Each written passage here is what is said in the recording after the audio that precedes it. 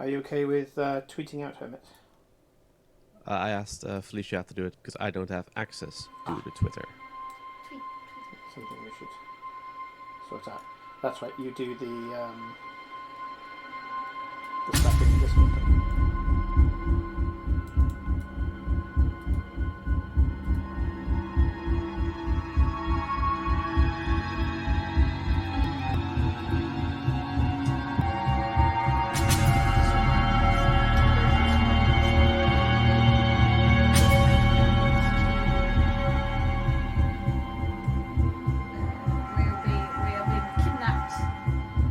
You're not being kidnapped. We're not being kidnapped. Players are abducted from the city and runs to Hallowe'en. Oh wait. The festival's Hallowe'en is almost forgotten time, but however, there's a legend once a year Hallowe'en night. The block is taken by the stores outside the city. Players are abducted from the city and sent to Hallowe'en. Yes, not players, players. As in, the players of the thing are abducted, and then your client's son is one such player. Yeah. Glad we got that source. Okay.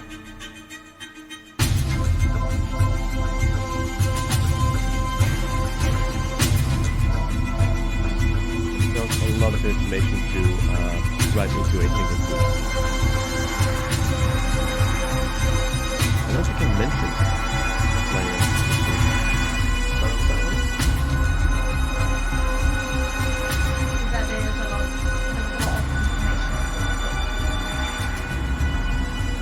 Oh.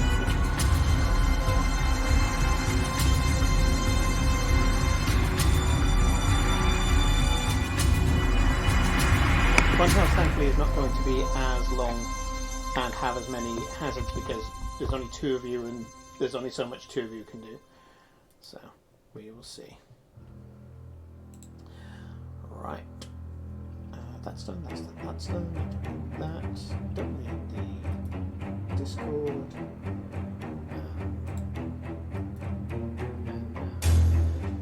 Disappear. I can't disappear.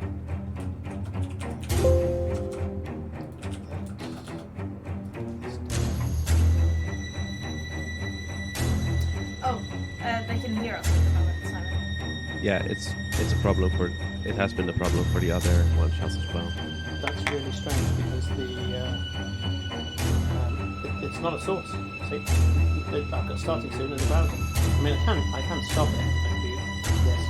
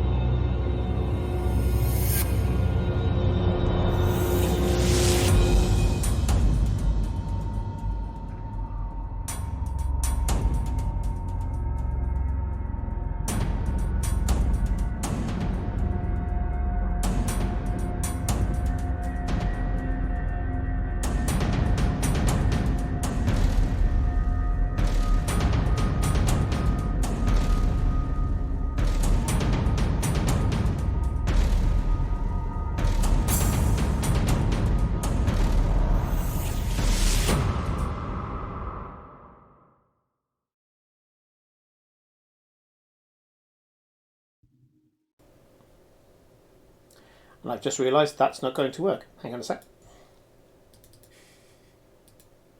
Now it works. Yay, they can see our pretty faces. Hey.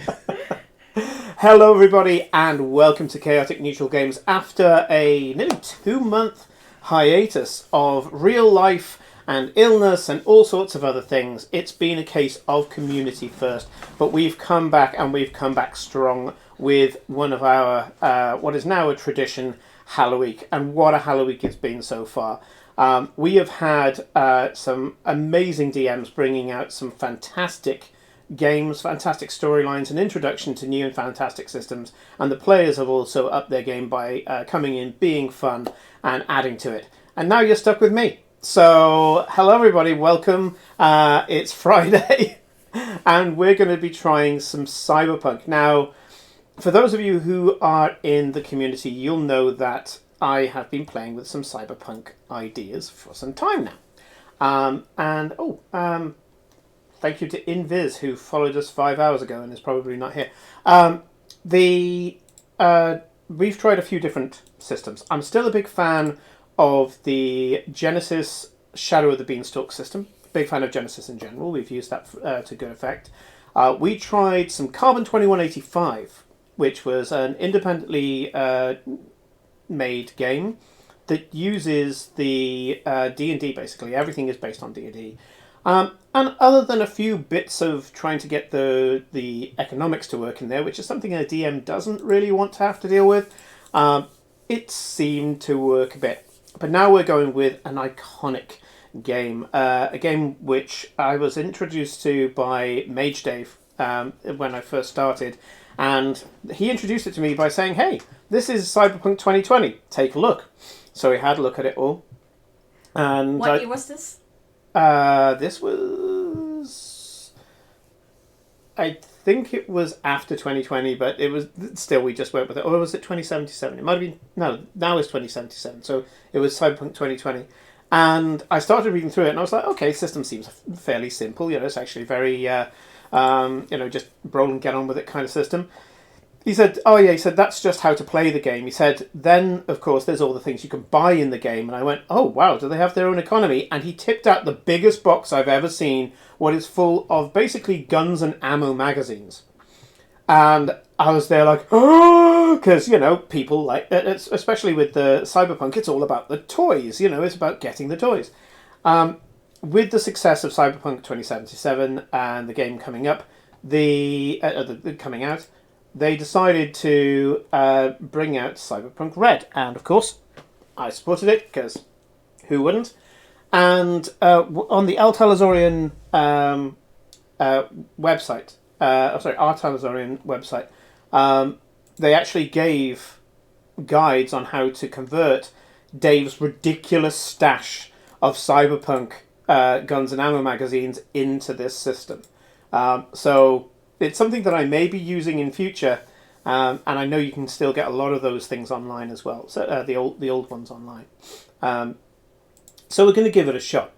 I have Hermit and I have Karin here to be my guinea pigs with regard to this. And there is another one shot that I'm going to be running called Killing Harry, which I'll do later on. But I thought I'd try to do a little bit, see if I could make something chilling within Night City. Because the concept for me was something that I really love the idea of, is what would people be afraid of in Night City, where life is cheap and death is quick. So we're going to be going to do that. So first of all, let's talk about the characters, and then we will put the setting in. And Corinne has moved a friggin' chair, so I've now got to move her camera. I'm trying to move so we're in the middle. That was my goal. So I moved the wrong way. We're going to introduce the characters, and we just threw these together. They're just one-shot characters. But I'll start off with Karin and give Hermit a little bit of extra time, being that he only got the character sheet about 2 hours ago, something like that. Less. There you go. We're gonna wing a lot of this and just have a bit of fun with it and just play about in the sandbox. So, Karin, what and who are you playing? And because the graphics how you present yourself is very important in Cyberpunk Red. I want a good description as well. So over to you. Tell me about your character. Okay. Can I do that? Oh, hello. Hi. Sorry, distraction. Kitty. Hello. Okay, bye. We have a cat now. It's awesome. So this is Canvas is her handle, because especially if you work as an agent in Cyberpunk, you tend to have handles or nicknames rather than your actual name, because, as you said, life is quick and cheap in Every time I offer the cat scritches, he runs away. Sorry, carry on. Simon's not bitter. No salt here. No salt here. And she has this kind of faded red hair, since she's dyed it red, not as a redhead ginger red, but like red. Yeah, like an artificial red. An artificial red that's starting to fade. She is wearing a bomber jacket with a tank top underneath, and she has a pair of kind of trousers, but they seem to be like proper trousers that you would wear to work, kind of thing. Okay, so like formal trousers. Formal trousers. Okay, yeah. And a pair of shoes that seem to have a very short, fat heel on them as she's walking. Cool. So what is she? What class is she? So she, in her infinite wisdom, or my infinite wisdom, is so you would call a street Sam. So I don't know why I'm looking at you, or I should look at the camera, but oh, sorry. She is a street Sam. So she has a samurai sword, and she seems to be, as you wouldn't know from looking at her, as she's wearing clothes, but she do possess a Sandavistan, which helps her with her melee antics. So Sandavistan is made famous, of course, by the new Cyberpunk cartoon. If you haven't gone and seen it, gore warning, by the way. Yeah, if you go and see it, the Sandavistan in the cartoon is... It's an anime, not a cartoon, by the way. The anime. The Sandavistan in that is a bit OP and would never feature in any RPG, because basically you roll initiative and everyone's dead if someone has the Sandavistan. So in this, it's been toned down a little bit. You do get bonuses to your move speed and you get bonuses to your initiative, but it isn't as broken. So if anybody has watched that and hears Karin say that she's got a Sandavistan, don't worry, she hasn't got that level of power. But it is a piece of cyberware that replaces your fucking spine. That's why you get the speed boost, is that it's nerveware. You also have neural jacks as well, so that's something that both of you have. So you can put in data chips, normally just behind your ear, and you can get data off that, and it'll just appear in your vision. The other thing as well, though, is that somebody can pop something in there and give you a virus as well. So that's something that you've got to be careful of. Okay. I assume we have personal links as well, which normally comes from your wrist, which is just a thing you can. So it's like cable you can pull in and like jack into things. If your character sheet says you have them, which I think both of you do, if I remember right, you get the basic package, which is effectively you get a phone and a bunch of other things. So if I look at Hermit's inventory here, for example, gear, agent. So a small pocket-sized machine which functions as a computer and a phone. So it's a physical phone for Hermit, and I also have it. And for cyberware, actually, so you've got a neural link and interface plugs, Hermit. So you don't have to get your phone out. You can basically just think it, and you'll call somebody, and you'll hear it through a cochlear part of that implant, so you don't have to worry about anybody listening in on you. So that will all come through your neural link. Very neat. And when you get text messages, it kind of appears in the corner of your vision as well. So you can very quickly contact each other, which I think is I think it's really a really good dynamic that they have in there as well. So as Karin said, she is a solo. Street Sam, by the way, is I think copyright Shadowrun, but we'll see. She's a solo, which means that she's pretty much focused on one thing and one thing alone: killing people, taking people out. A good bodyguard and all the rest of it. There is another class called Lawman, but they have other kind of abilities, and with your abilities as well, the solo, because every class has a particular ability, the solo has a bunch of combat shit that you can do, which you should have on your sheet. Yeah. Okay. Which also means if you want to, you can increase your initiative even more, which is ridiculous. Tom, Ultimate Ninja Storm is what she's got, basically. Hermit, who and what are you playing? I'm playing Raven, who is a nomad. She's dressed up in basically biker gear, full on, with a heavy pistol at her back and a heavy melee weapon at her other side. What is the heavy melee weapon?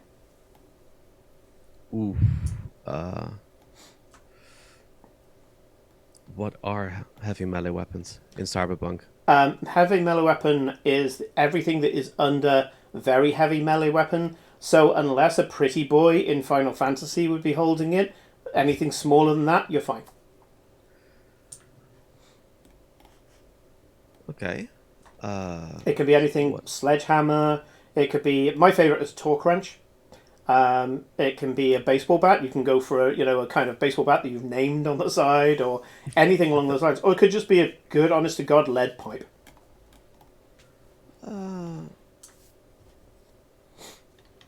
I think I'll go for a big wrench. Yeah, cool. Okay. Yeah. Again, there's no reason for anybody to feel threatened by that. No, they always will. They'll always feel threatened by it. Yeah. And you're very much kind of a Mad Max individual with the biker leathers and things like that. And the car that you've got is absolutely insane. So on your character sheet, you'll notice that your car has an armor class. And it also has bulletproof glass, one rank of bulletproof glass. So your I think your car's AC, unless it didn't. Where do you see my car on my character sheet? I can give you the details if not. So yes, your car has an armored chassis, which means that it has a SP of 3. SP is basically armor class of 3. Yeah. The glass has 15 hit points. It doesn't have an armor class, but it has 15 hit points, so they need to shoot through that to get to you. It has an onboard communications center, which it has 8 radio communicators, 8 scramblers and descramblers, a radio scanner, music player, of course, homing tracer with 6 button-sized link tracers, and an audio recorder. And once we get into the background of this, you'll get why you have basically this small nerve center inside your car. The other thing is the onboard machine gun that you have. So I have a machine gun? You have a machine gun that basically the 2 false lights in the front of your car suddenly just go inside and 2 guns come out. And as an action when you're driving the car, your move action is to move the car, and your action can be, other than doing kind of tricks and things like that, where you're doing like UEs and everything else, just generally fucking around with people, you can just go, no, I'm going to shoot them. Just daka, daka, daka, daka, daka. So you can Tokyo drift and like do a drive-by with this thing, all sorts of shit. So go nuts with the CGI, basically. Yeah. This is what nomads can do. Your ability as a nomad as well, you have a thing called Moto as your ability, and it gives a bunch of different things. First of all, it gave you your car. Second of all, any tech skill, any piloting skill, add 4 to. anything that you go to because your motor rank is 4. Ooh. You live, breathe cars. Your car as well can be replaced because the car isn't actually yours. It belongs to your nomad family, and the family is all. If your car gets trashed, you do risk losing some reputation with your family where you'll have to kind of pay them back and show that you're not a freeloader. But they will just replace the car for you. Because the car came out of the family carpool. Yeah. Okay. Both of you will have had pre-rolled some motivating things as well. So you may have a tragic family backstory. You may have a motivation that popped up and told you more about yourself. So take a look through that. If you want to use it, go ahead. If you want to change it, no problem at all. But let's just say that you haven't had a happy life. Nobody really has. Doesn't matter where you are, everybody's miserable in Night City. So, we're just going to go straight into this. I think I'm missing some stuff on this character sheet because I don't have the thing where I could like see the abilities. So I'm installing the app if you can. Yeah, I can send you the app thing. Sure. Yeah, likewise. Okay. So with you, Hermit, at least you have your weapons on your character sheet. I have my weapons, yeah. Cool. Okay. That's the main thing for you. As long as you put +4 to anything to do with vehicles and you've got your guns, that's fine. Karin has a bunch of weird shit that she can move around being a solo. It's a bit more involved. You just get really cool toys. I say just get. You get really cool toys. I'll give you the code, Karin. Here you go. Export. And that's the code. Type that in. Thank you. There is a really cool app for this, by the way. So if we do end up doing a campaign, I can literally create NPCs and send them to you and say, oh yeah, that's one of your mates. So we can do that. And it's all on Google Play. If you have an iPhone, that's your fault. Anyway, it's on iPhone as well. I just like to sass anybody who's gone with Apple. Let's get started. In Night City, in 2077, the concept of Halloween is considered chintzy and crap. Let's face it, what horrors can you bring up in terms of Halloween that's going to compete with life in Night City? You can walk down anyone's street and meet a cyber psycho that would be worse than any nightmare that you can dream up. You have actual ghosts in Night City, even if they're ghosts in the machine. By day, the clean and unassuming city is littered with people who are living their own personal nightmares. And in the nighttime, everybody's looking for that moment of escape, that intensity to make them forget. And in every corner, every dark alley, death is waiting for you. Stupid, meaningless death. However, it is still celebrated. Forgotten by most people, there are the retros. Gangs that live by earlier times, living as 1950s icons or 1920s icons, that still remember how to Halloween a bit. Even if they do it in the privacy of their own homes or in their gang territories. There is one observance, however, of Halloween in Night City, and that is, on the night of Halloween every year, a new set of brain dances gets created. Brain dances are a form of technological drug, I guess you could call them. They are VR experiences that you plug yourself into and you can get the sensory data of another person. Let's face it, with cyberware now, anything that you feel is data, and that can be transferred into another mind. So if you want to know what it's like to be a heavyweight boxer winning the title, you can buy that brain dance. Any sexual gratification that you want, any experience that you want, it's just data. You buy it, you plug it, you experience it. Biggest export of brain dances is porn. It's porn, yeah. Most brain dances is porn, because this is the world, less. and the internet is the same, effectively. Videos. However, there is a darker form of brain dance, and that is effectively snuff brain dances. People having shootouts with gangs, people being gunned down by police, the nerve data being collected from their cyberware and sold out on the not even black market, grey market. Almost everybody knows it's out there, and you too can be part of a huge adrenal gun battle and experience death, which cheapens it even further. Life is cheap, and now it's being subverted even in the experience of death. These brain dances, however, aren't about death. Well, they are eventually. They're about terror. Absolute terror. Effectively, people are buying these to experience being tortured, further lowering the humanity of the people who are consuming these on a great rate. Nobody knows who produces them. As usual, it's enough of a criminal market that there's plenty of fences and fixers in between the source and the buyers that anybody who claims to try and stop them is normally in for a wild ride. The people who are the subjects of these brain dances aren't ever willing. They're abducted off the streets of Night City, placed in horrible, horrible situations, and then tortured for as long enough as they can get to make the product that they want at the end of it.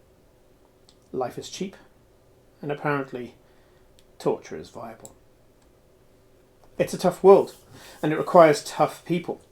And the camera zooms in through this neon scape, going through adverts that go many floors above the lower limit of the city.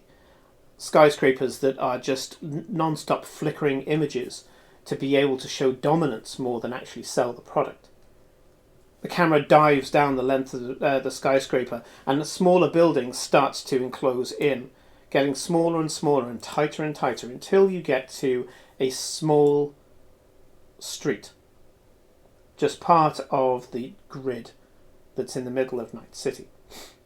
And standing there is Karin's character. This is her neighbourhood.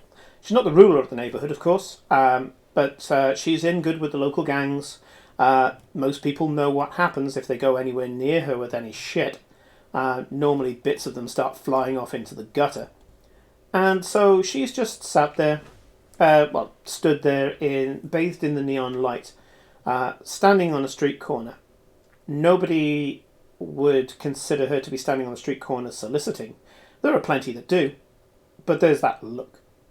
Everybody learns how to read each other in Night City. And the second they look at her, they see what she is. An edge runner. A cyberpunk. Somebody who has learnt to get to the edges of the existence in Night City to be able to survive. And she will either die quick and meaningless death in some new job, or she'll go too far. And she'll end up completely losing her soul, being lost to cyberpsychosis and being gunned down by MaxTac. But not right now. She's looking well, looking sane, and also looking, well, like she's doing well for herself. You can see the nice clean sword on her back, the clothes. You can see that she's well bathed and well groomed. And suddenly this really throaty engine is heard bouncing off the walls of the buildings. And turning around the corner is the source of this beautiful, throaty, powerful engine. And screeching to a halt right next to her is a beautiful car, which I had to put in the stream. So underneath Hermit is his car. And looking inside is Raven. You've both been given a call to go and meet one of your contacts. This particular contact is Theta Moss. Now, Theta is one of your contacts, one of your friends, and she's an exec for Tracer Corp. corporations hire you all the time. Of course they do. You're expendable labor. They don't have to worry about upkeep or anything like that. And if you die, they have complete deniability. If you kill someone, complete deniability. It's just another thug, right? But Tracer Corp is one of the smaller corporations. And they have a very clever tactic. They actually get money from larger corporations hating each other and being at war with each other. Ostensibly, So all the time. yeah, business is good as a result. Why wouldn't it be? Tracer Corp are trackers, private eyes. They are people who dig up dirt on people. They are people who trail people. And they tend to be more subtle than people like Arasaka. Arasaka, you can see, has this gigantic spire of a triple-headed building in the middle of the city. And they are very much this Hydra. You can't cut all the heads off. And they work by basically just eliminating, destroying anything that they consider to be in their way. Tracer is a little more humane. That's not to say that they won't dish the dirt on somebody knowing full well they get killed, but they don't specifically go out to start shit. They will just mine the shit that's there. So the closest you'll get to a good corporation.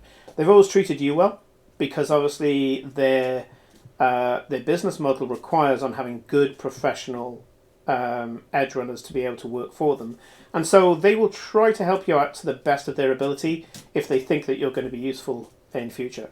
They'll only really abandon you if they think that you're going to leave the gig. But as long as you're committed to the gig, that's fine. And so Fate has asked you to meet her. And the location that she's going to, at the moment you are in Haywood, the Glen. And she is getting you to go to Westbrook in Charter Hill. Charter Hill in Westbrook. Which is a little bit of a drive, but it should just be a nice, enjoyable drive for Raven. You've cut through the city so many times that it's really not a problem. You also have, as I say, an armoured fucking vehicle that has guns that come out of it, so not exactly a problem for you. Anybody who starts shit with you better be ready. So, Karin, you open the door and you see Raven inside. Do we know each other? Yes, you have worked with each other for a very long time. Okay. And I sent you a list in the chat for this game of the other people who are basically your crew, but they're all just kind of business associates. You just know that you can trust each other not to stab each other in the back. Okay. Right. Yes. Hello. Hello there. Ready to go? Been waiting long? No, it's been good. Just there's not much going on here. Right, well, we've got a job to do. Yeah. Hop in. Thank you. Okay. You know the city pretty well, but the city is always unpredictable. The stuff that's going to turn up and attack you on a regular basis. Any one street that was safe today may not be tomorrow, and there are just chance encounters that happen along. So I'm going to get Hermit to make his first roll. And I would like you to roll... Let's see what I want here. I would like you to roll me some local expert. So that's D10 plus 7, please. Is plus the base score? Base, yeah. So 7. 11. 11. So you start charging through the city, and you do manage to avoid quite a lot of the various hazards that's there. Typically, there are things like speed traps and crash points that people try to set up for you. There was a crash point, and you noticed it. So crash points tend to be that fast lengths of road where people normally gun down there in the hope that nobody can kind of stop them or jump on top of the car. People will do that. I mean, they've got cyber bodies. They can't just jump on the car and start tearing it apart. There's a particular part where people tend to just absolutely gun it. And it's a perfect point for a crash point. And a crash point is where there's a tight turn or something like that, they will put something that will make you crash. So they will either slick the floor, or they'll put a barricade up, or they'll throw shit all over the floor. Your tires are unburstable, so even if they threw tacks down, you just have to pull them out with a wrench with a pair of pliers later on. So that's not going to fuck you up. Again, you're a nomad. No. If you weren't a nomad, you wouldn't have that as standard. And you do get you do see the crash point in time, and you're able to negotiate your way around it. As you come up over onto the flyover to get from one part of the city to the other, you do see, however, that there's been a couple of tiger claws. Now, tiger claws tend to be bikers. There are a couple of biker factions. Tiger claws tend to be more your kind of Akira nutbags, rather than your kind of all-American kind of chopper riders. And they were watching the crash point to see if anybody was going to go into it. You have a feeling they probably weren't the ones who set it. That's not really their jam.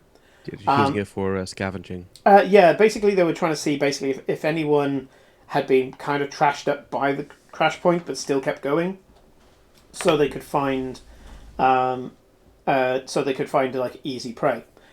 You drift your way around it. So the second that you see the crash point, you don't even have to roll. If you rolled lower, you would have to roll.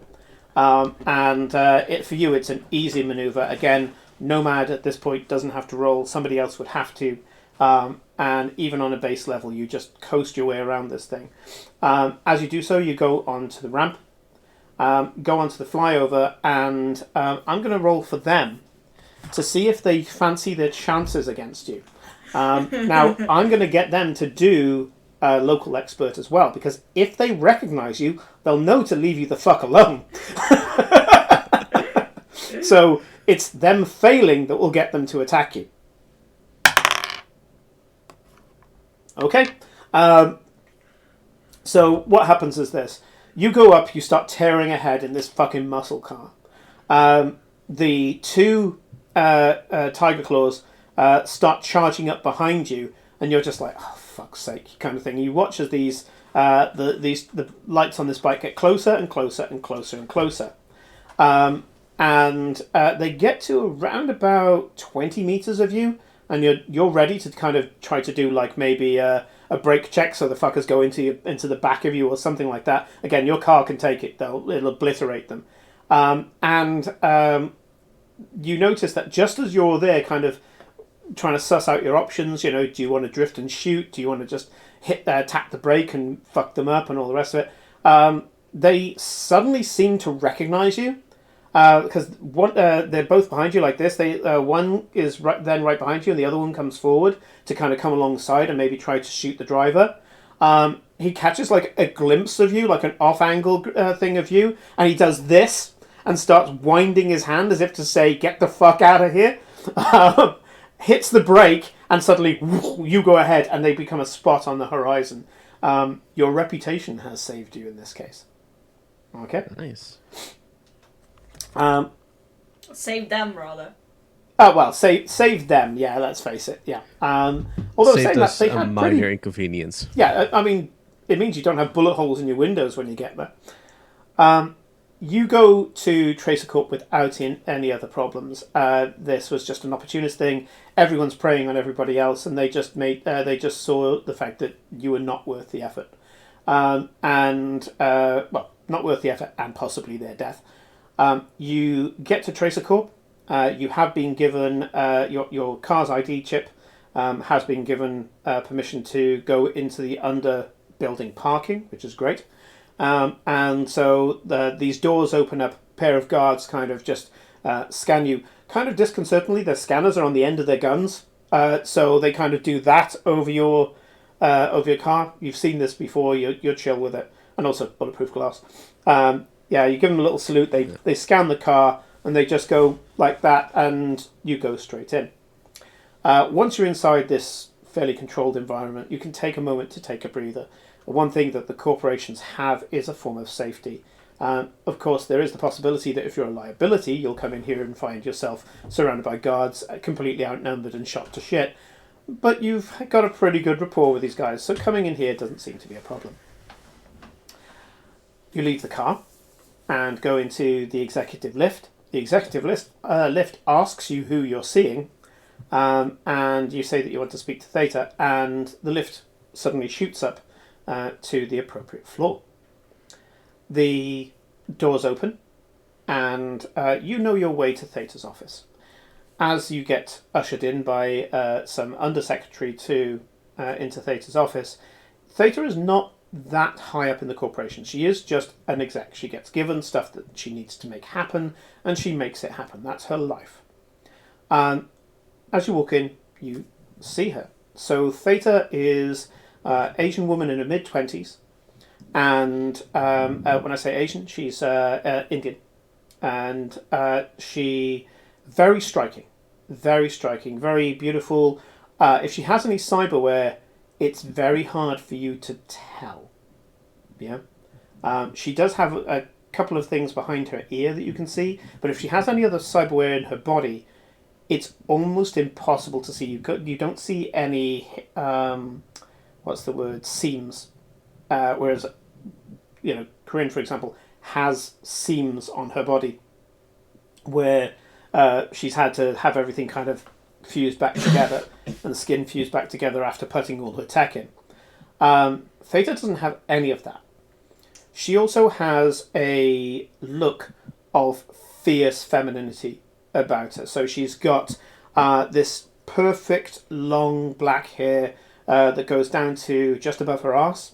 That seems always impeccably groomed. It's like like it's been brushed like 1,000 times. It actually shines. She always wears the same type of style that she's made her own. Style is very important in Cyberpunk. She wears a blazer. She wears what seems to be it's hard to describe. It's like a strapless bra underneath that, so that she shows a lot of skin. And I think that's part of her showing off that she hasn't got any cyberware or no visible cyberware, which in itself is a flex. She's got quite a ripped stomach, and she wears no jewellery or anything like that as well. So no jewellery on her hands, nothing around her neck. She shows her swag in lots of different ways. Sometimes she wears a pencil skirt. At the moment she's wearing a pair of suit trousers to go with her blazer. And she always wears quite badass boots, so a good heel on them. And boots that come up to the shin. She's in the middle of reading tons of these pads and reports, and you can only imagine with all these things that's on her desk, and she's got some sort of monitor in front of her as well, which is kind of polarized, so you can't see it from your side. But it is just a holographic monitor.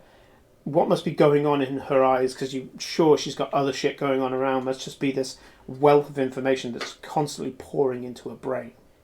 When she sees you, she gives you a tired but still very genuine smile. She gets up and comes forward and hugs you both. Hello. Hey.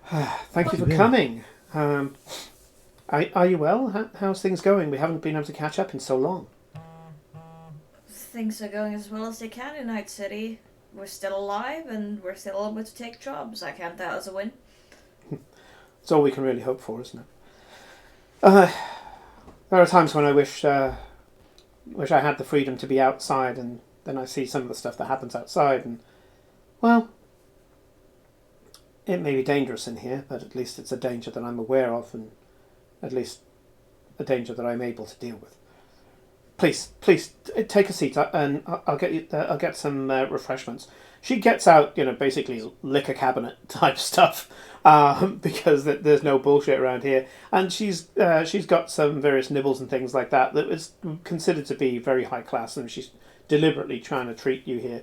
It's not that much of a flex, even though she is constantly kind of flexing to be able to show, I'm capable, I'm in control, you haven't got to me yet, this is how an exec stays alive. With you guys, A, you're talented. B, she likes you, otherwise she probably wouldn't be referring to you like this. She'd just be giving you the job and telling you to fuck off. Yeah? Which is perfectly acceptable way of getting a job. You sit down and she shoots the shit for a while, talking about various new things, scandal media broadcasts, which tend to be, every media broadcast has to be big and scandalous. Small amounts of news just don't really do it anymore.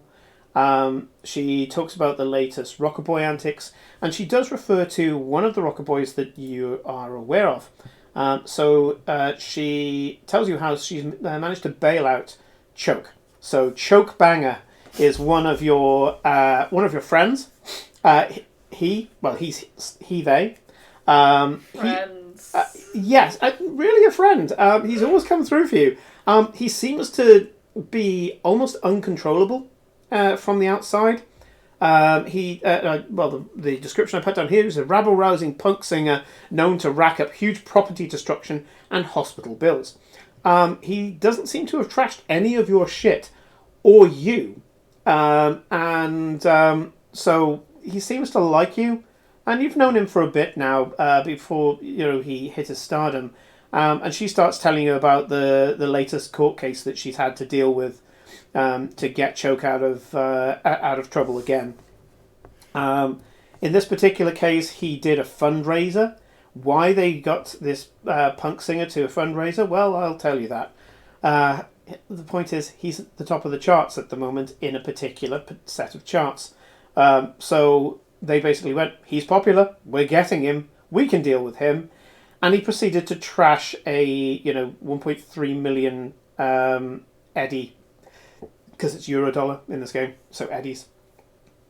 1.3 million Eddie conference room with all of the various kind of virtual and holographic shit around the side, and he basically reduced it to rubble.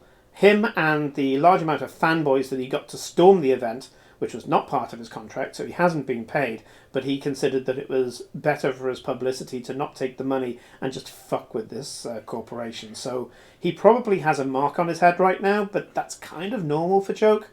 And she just gives a bunch of anecdotal bits about that.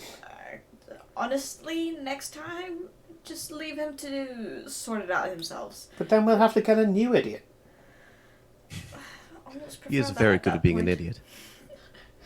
I mean, we always need an idiot. How else are we supposed to start riots when we want them? You get Good point. another. Good point. And idiots are a dime a dozen. You can find them anywhere. Yeah, but he's our idiot. She knocks back the whiskey and says, anyway, the job. I'm afraid it's something that's going to be a little bit urgent. You know about the Funhouse, right? The rumor is going around every Halloween, is it? Every year. Heard of it? Yeah. Apparently Halloween is tonight. Is it? Yeah, apparently. So my clients come to me, their son's been abducted, and they're pretty sure that he's been abducted for the Funhouse. The reason why we say this is that if the son was abducted by another corporation, they would have left a ransom, a message, something to coerce the guy into doing something. I think in this case, it wasn't done for any nefarious reason. Well, nefarious as in corporation nefarious reason. You sure the kid just hasn't run away? No, the kid was born into a privilege that you don't just throw away in this city. I've seen kids do that. They fell in love, they're like, my parents want to prove, and they run away with said love. Most of them would be dead by now. The job is simple. It's locate and report. You don't have to go and rescue him.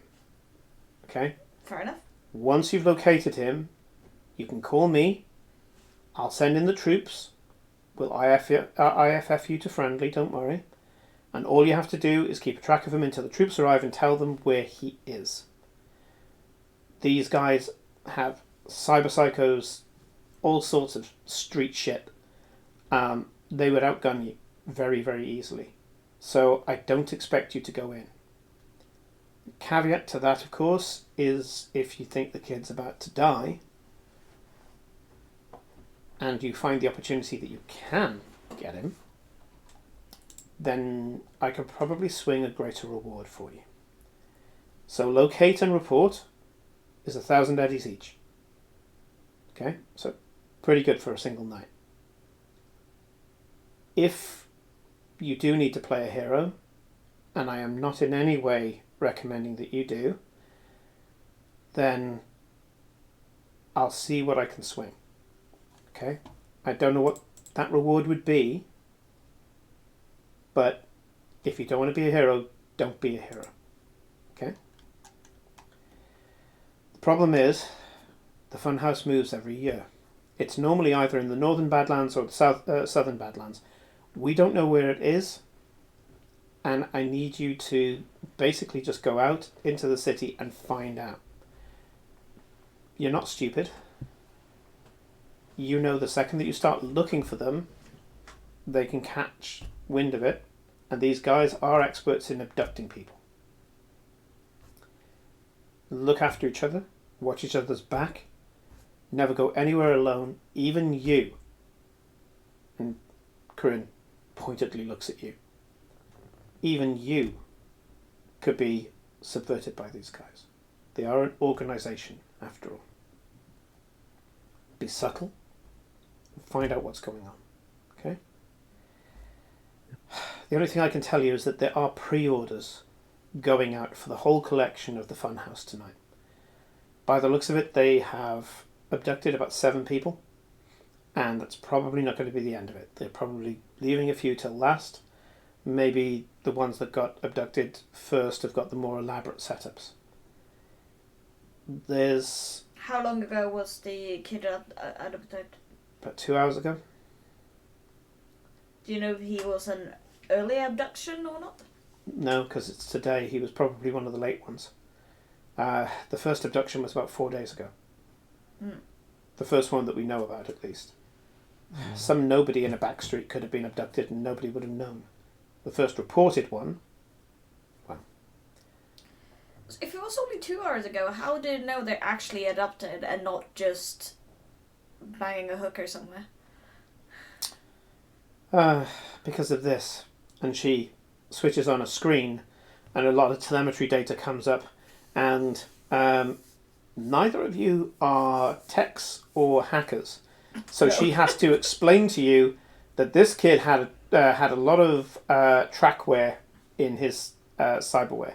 It's typical kind of like happy cyberware, things that just kids that get because it's fashionable. But the parents have put trackerware in there so that they can get it. And you can see that the trackerware has been systematically switched off immediately prior to his abduction. And then she brings up another piece of data, and you can see that the kids walking around are walking down the road, and you can see it's quite a well-to-do part of the city, quite a safe part of the city. And he's walking along just fine. He's talking to nobody, which makes you presume that he's talking on his phone. And suddenly he just grips his head in pain, falls to the floor unconscious, and then a hover car basically goes up over him, because it hovers just above him, and it's slick. It's very fucking slick. The car barely stops. The car goes over him, and when the car leaves, he's gone. Okay, I'll admit that doesn't look like a boy that's banging some joy toy somewhere, so yeah. We've found the car. As you can imagine, it's a burning Hulk, which shows there's quite a lot of money behind this, but those brain dances go for such a price that it's nothing to them. We did a search all the way through. The car's completely clean. So I'm afraid that your best bet, I would say, is to either canvass who you know in the city, maybe speak to the gangs if you think that you can go and speak to them without there being any trouble, and if all else fails, maybe try to arrange a pre-order and, well, push it after that. Do you... I assume there's some sort of deposit. Do you have any sort of... would you be able to provide a deposit if they ask for one, if we ask for a pre-order? If you have to put money down as part of that, we'll consider that part of the expenses. Obviously, we'll not take it out of your operating costs. We will foot the bill ourselves. For one thing, we probably need to have a copy of his braindance on file if things go wrong anyway. Cool. Okay. Thank you. She gives you a credit line. A credit line is not money, but if you try to make particular purchases with it, it will kind of yes-no those purchases. Thank you. Just get out there in the city and just see what you can pick up. If you need any help, call the team. Okay? Everybody's ready. Everybody's informed. Anybody who helps you, depending on the degree of which they help you, will get a cut of the pay. Not your cut. They'll be given extra pay. Okay? Yeah. And I've given you some contacts. So the contacts you have are Theta, who you've already met. Tweak, which is actually my old Cyberpunk 20 whatever it is character. So that's my old Netrunner. And it's going to be fun putting his shoes back on again. Patch, who is your Meditech. That's the person that you can go to get yourself patched up. Scarletta, who is your media contact. She's good at exposing people, getting rumours, things like that, so she might be worth hitting up. And then Toa, who is your nearby tinkerer. She's a bit eccentric, and mostly you speak to her through her drones. Well, drones is useful, and I think Simon has sort of... I've just fucked up my monitor. Hang on a sec.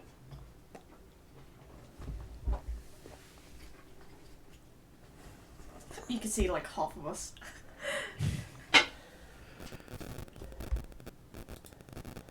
We are so professional here. There's a connection that I need to sort out. It's under my desk, and it's been a pain in the ass for a while. Julian is very confused at what's happening. Well, of course.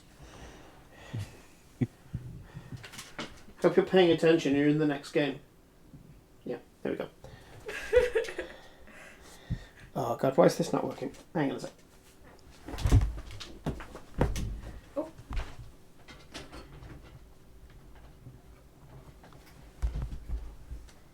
Oh, there we go. Oh, wait. Sorry for a second. Do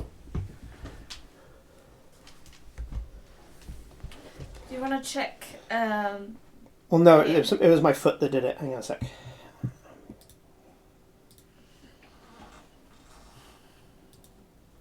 Yes.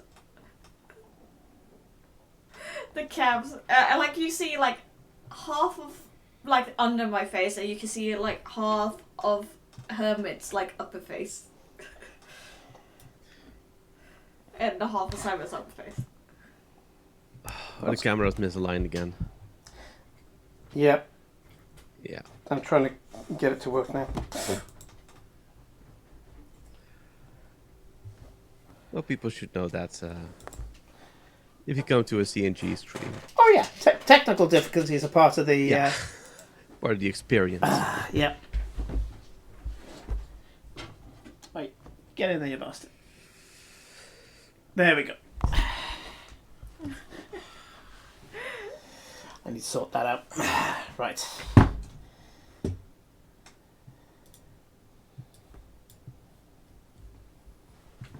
Oh, we're big now. Right.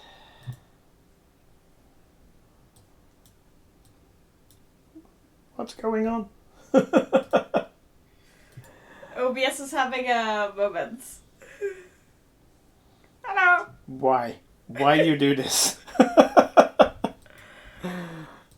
Give me a sec. I'll sort this now. Right, let's see. Here we go. There we go. Hey! Take a look at that. There we go. There we go. We have the technology. Oh, fucking hell. Okay. So...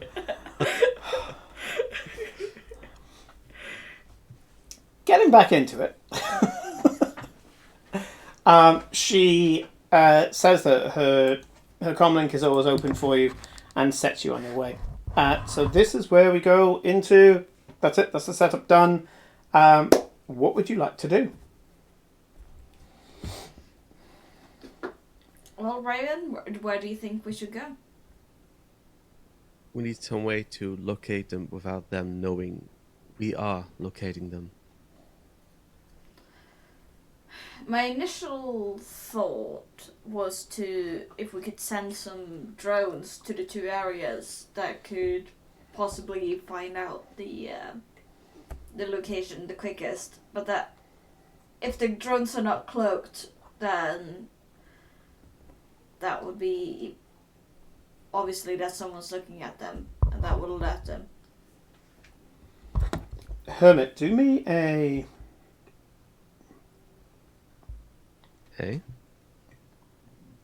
tracking roll, which for you is D10 plus 11. It is 17. A pretty high result. Mostly because your skill pushes you most of the way. You know that the two areas, the Badlands, these are places that... sorry, what's your character called again, Quinn? Canvas. Canvas. So, Canvas only knows these areas by the fact that she gets dropped off, she kills a bunch of bitches, and then she gets back in the car and fucks off again. That is her experience of the whole thing. You, on the other hand, have had to go into the Badlands and get to know the routes around there, which arguably can be very dangerous because they'll do all sorts of weird and wonderful shit to try to trash your car. So you do know that it's bigger, too big that drones would be able to cover it in a single night, and the amount of people who would be taking pot shots because there's good salvage in those drones would mean that it's not useful. Normally, if you want a drone to be safe and effective, is that like within a city block where you want to go, you'd go at high altitude, you'd drop the fuck down, canvas the whole thing so fast it make your head spin, and then fuck off back up to high altitude again. You know this because Toa does this on a regular basis. You won't be able to do both Badlands in that time. I mean, both individual Badlands is probably a small city. Yeah. So that's not going to work. Do you explain this to me? Well, I'm like, we can just send drones. That's fine. Raven will explain that. Yeah. Yeah. We could maybe take a drone, drive towards there, and then... If you want Tua to be with you in spirit by giving her getting one of her drones, she will absolutely send one of those. Okay, so that's one option. But if we pick the wrong Badlands, we're wasting precious time.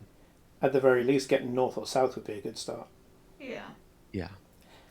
No, there's no such thing as a secret in Night City. It's just how many people know. So you might want to just see if you can find out from people. If it's information we want, Tweak might be the one to... He would have noticed the regular activities that might point us in one direction or the other. So if he's I'll call him. Come out of his apartment. And I call Tweak. That particular sound that you guys know. From the anime. When you call him, there is no ringtone. It doesn't ring. You call him and immediately he answers. So you press the button, he goes, "Hi." Were you waiting? This is normal. Yeah. Okay, so... Tweak's average speed of answering a phone is in milliseconds. He's a net runner. Hi, Tweak. Hey.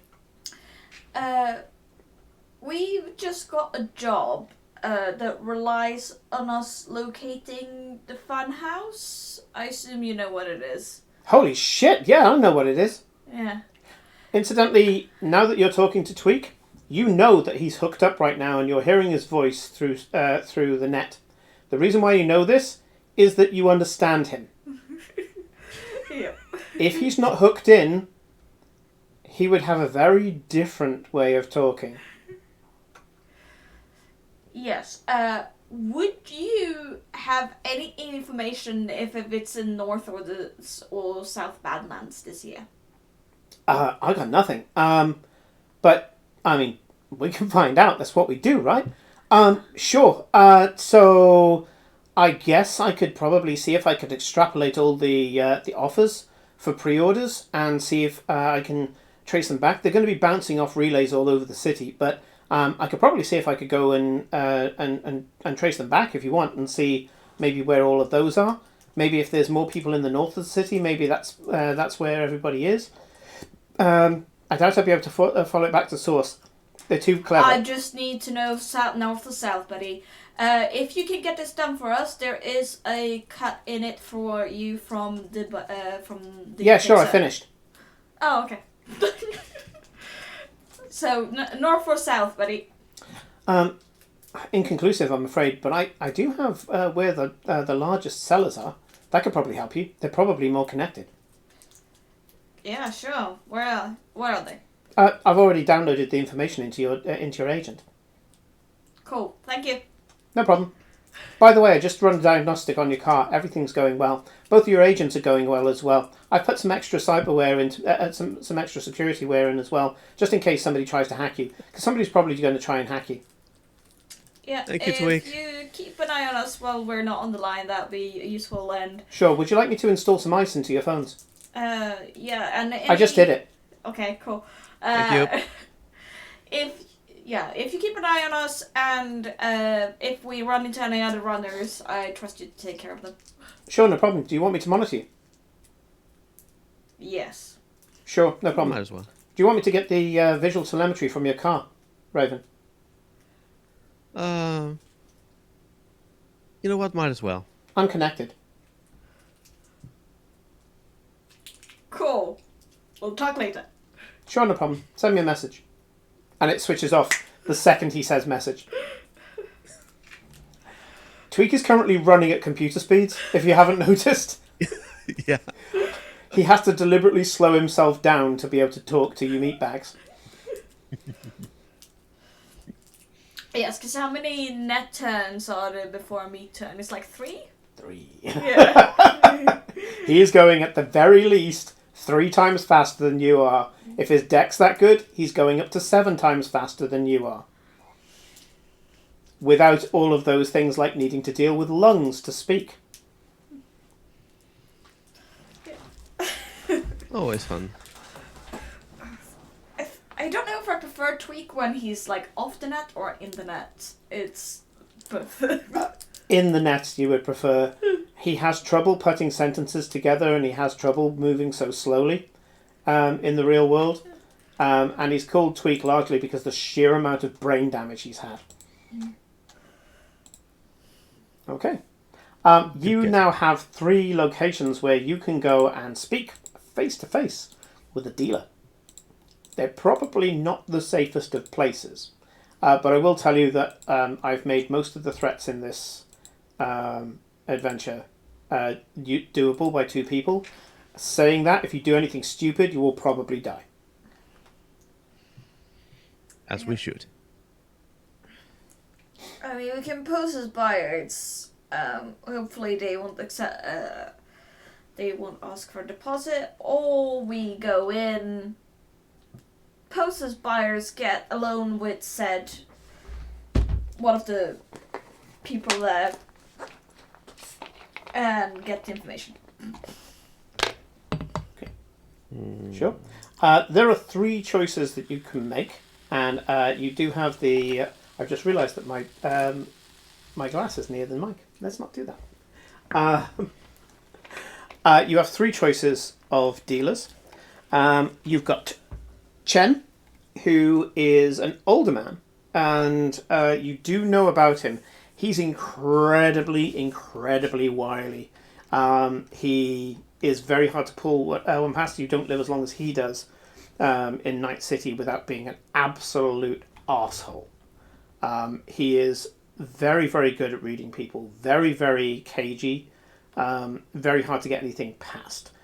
You can expect him to have very high intelligence, very heavy social stats. The second one is Abdi. Abdi is he's not specifically a braindance dealer. He deals in lots of different things. He's a fixer. He does run night markets with other fixers. Night markets are where people like you can get things that you shouldn't have. And the last one is Lele. Lele is actually a rocker boy turned, a rocker girl specifically, turned fixer. And she's gone fucking weird. Like, major fucking weird. You're not surprised that she's gone down the road of selling brain dances. She's probably doing it more for shits and giggles than she's doing it for profit. She's a little unhinged and, well, put it this way, if you had to put money on her getting cyberpsychosis in the next 12 months, you'd probably put a bit of money on it. It's probably a sure thing. Most of the cyberpsychosis, though, she's not cybered up for combat. She's cybered up for performance, pleasure, and social. So she's just going to be a fucking head case. And not necessarily a killing machine. Well, we used to have cages. Head cases. Yeah, head cases. I would suggest going for her. She seems the ideal target. Lele? You going to go for Lele? That's my Most likely suggestion. to tell us something. Okay. Once again, you tear through the city, and it's not that far, thankfully. It is a more dodgy area, though. You've chosen the one out of the three who's going to be in basically gangbanger territory. It's mostly a party atmosphere where she is. It's very much a non-stop neon festival. It is nighttime, by the way, so you're seeing Night City in its full technicolor glory. Not a single natural colour to be seen. The lights are just shooting past you and all the rest of it. And there are some points where you have to gun the engine just to get people to get the fuck out of your way. Slowing down in the kind of like packed out streets is kind of dangerous for you as well, because they will just start like trying to pull things off the car. So you're kind of going as fast as you can, just about letting people get out of the way and trying to make yourself out to be more of a head case driver than you actually are. There are people who are just basically throwing drinks at you, flashing you, coming up and basically playing chicken with you, and they're just ducking out the way just fast enough for them to be able to go in the windscreen before they pull away. And you can see some of them have got like speedwear, so they're like, last thing you see is them nearly licking the window, kind of thing, before they just fucking disappear and they're a fucking dot behind you. But you do manage to get there. It's one of the first of your problems that you need to solve. Your car, you'll have to leave it to go and see Lele. You're surrounded by drunk, stoned, pilled up, and generally fucked in the head by a number of different ways. Partygoers. If you leave your car alone, then something might happen to it. If you leave one of you in the car and one of you goes into Lele, you ain't got any backup. Wasn't Tweak connected to the car? He is, which means he'll be able to give you a full video of how your car got fucked. So he can't control the car and drive it away while we're away. Yeah, can I give him access? You can. Whether or not that's a good idea.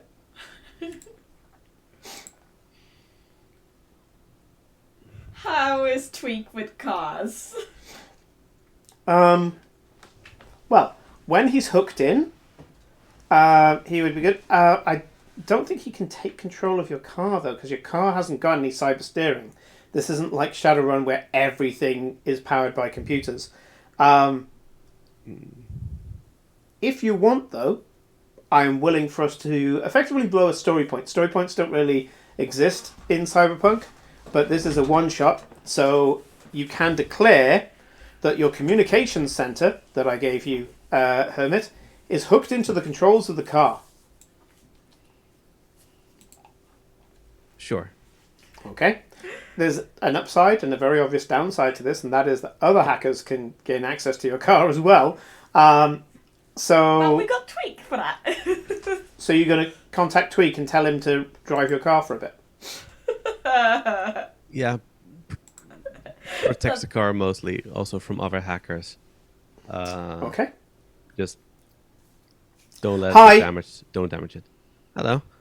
You called? I need to leave my car alone for a little bit. That's not a good You idea. mind if I give you access? Why? As you might know, we're in a bit of unsavory part of town. Oh, right, yeah. It's very bright out there. Yeah. I'd rather not leave my car out here. Some lady's rubbing a tit against your windscreen. Yeah, that's normal around here. Man,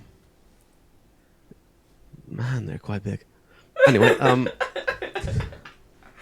yeah, if you could drive the car away, keep it driving, make sure nothing happens to it. Sure. And when we need the car again, we'll ring you up. Okay. Thanks, Tweak. No problem. So I'm sure this will be you get out of the fine. car. I don't know if you're anxious, but I'm fucking anxious. I've played this character. I know how bad he is. Yeah, you get out of the car, and the stereo suddenly blasts out with Tweak's voice. See you later. And this is where I do the first of his driving rolls to see how many people he kills.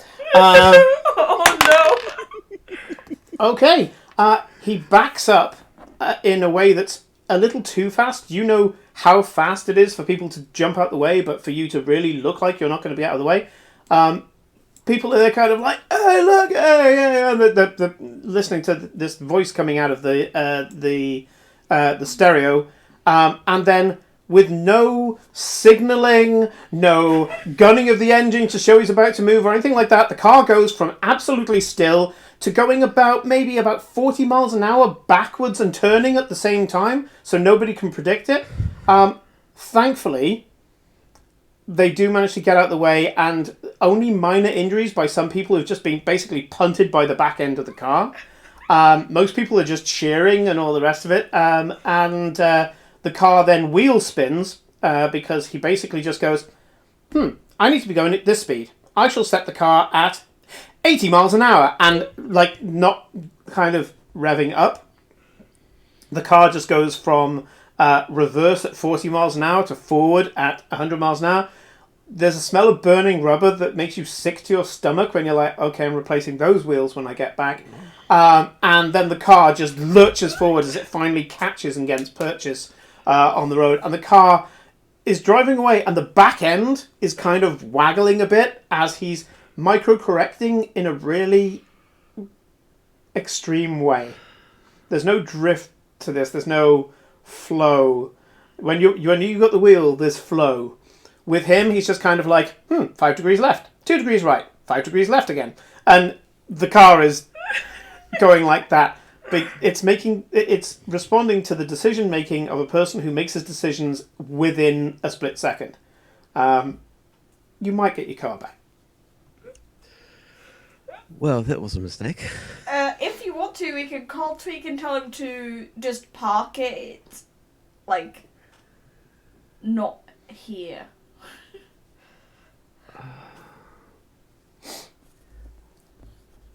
Rather than him driving it around for, like, however long, and... If I don't get a heart attack during the call for how he's treating my car. Do you want Let's to just call go him? inside. Okay. Let's just go inside. This is kind of like a warehouse that's been... You know how the kind of really popular looking old industrial buildings that get turned into fashionable bars? This is a industrial building that got turned into a fashionable bar that got turned into a kind of a fetish club mixed with a rave. The flashing lights would give you fucking seizures if you weren't already accustomed to them. And when you walk in, there is just the smell of sweat and basically body odor. It's strangely intoxicating. Maybe by design. There's this kind of whoa, heady excitement about it all. I would like both of you to roll me something. I would like you to roll me, where is it? Endurance, please. Endurance. Endurance. Smelly. That's body skill. Body skill is it? Yes. Yeah. Okay, is it? That's 12. A 12, okay. Okay, so it's I add 6 to it. 7. Yeah. Because it says 6. Yeah. That's right, yeah. Yeah, add your base. 14. Okay. Canvas takes a deep breath and just kind of focuses on it because she knows that she's got to stay laser fucking focused. Could be attacked from any quarter by any person, and she's got to protect you. And so she takes this deep breath and just kind of focuses on it, and it's just like, right, fine. I'm not going to let this, I'm not going to let this distract me. She takes in the sound, she takes in the sights. There's people gesturing and showing stuff and all the rest of it. There's people who are dressed in all sorts of ways that's meant to draw the eye, and she just gets this fucking zen moment that only a solo can do, where she's like, no, I'm focused. Hermit.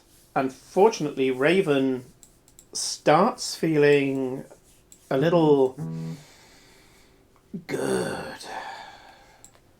She starts feeling like every sound is pleasurable. Every sight almost tickles her eyes.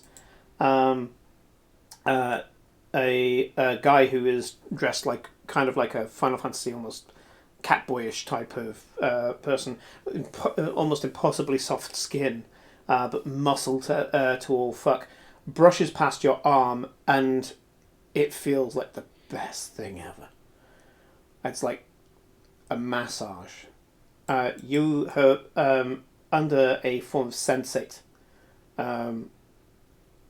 condition at the moment where every sensory input is near orgasmic. You've been drugged. And you walk into the club. Canvas is very much looking like she means business.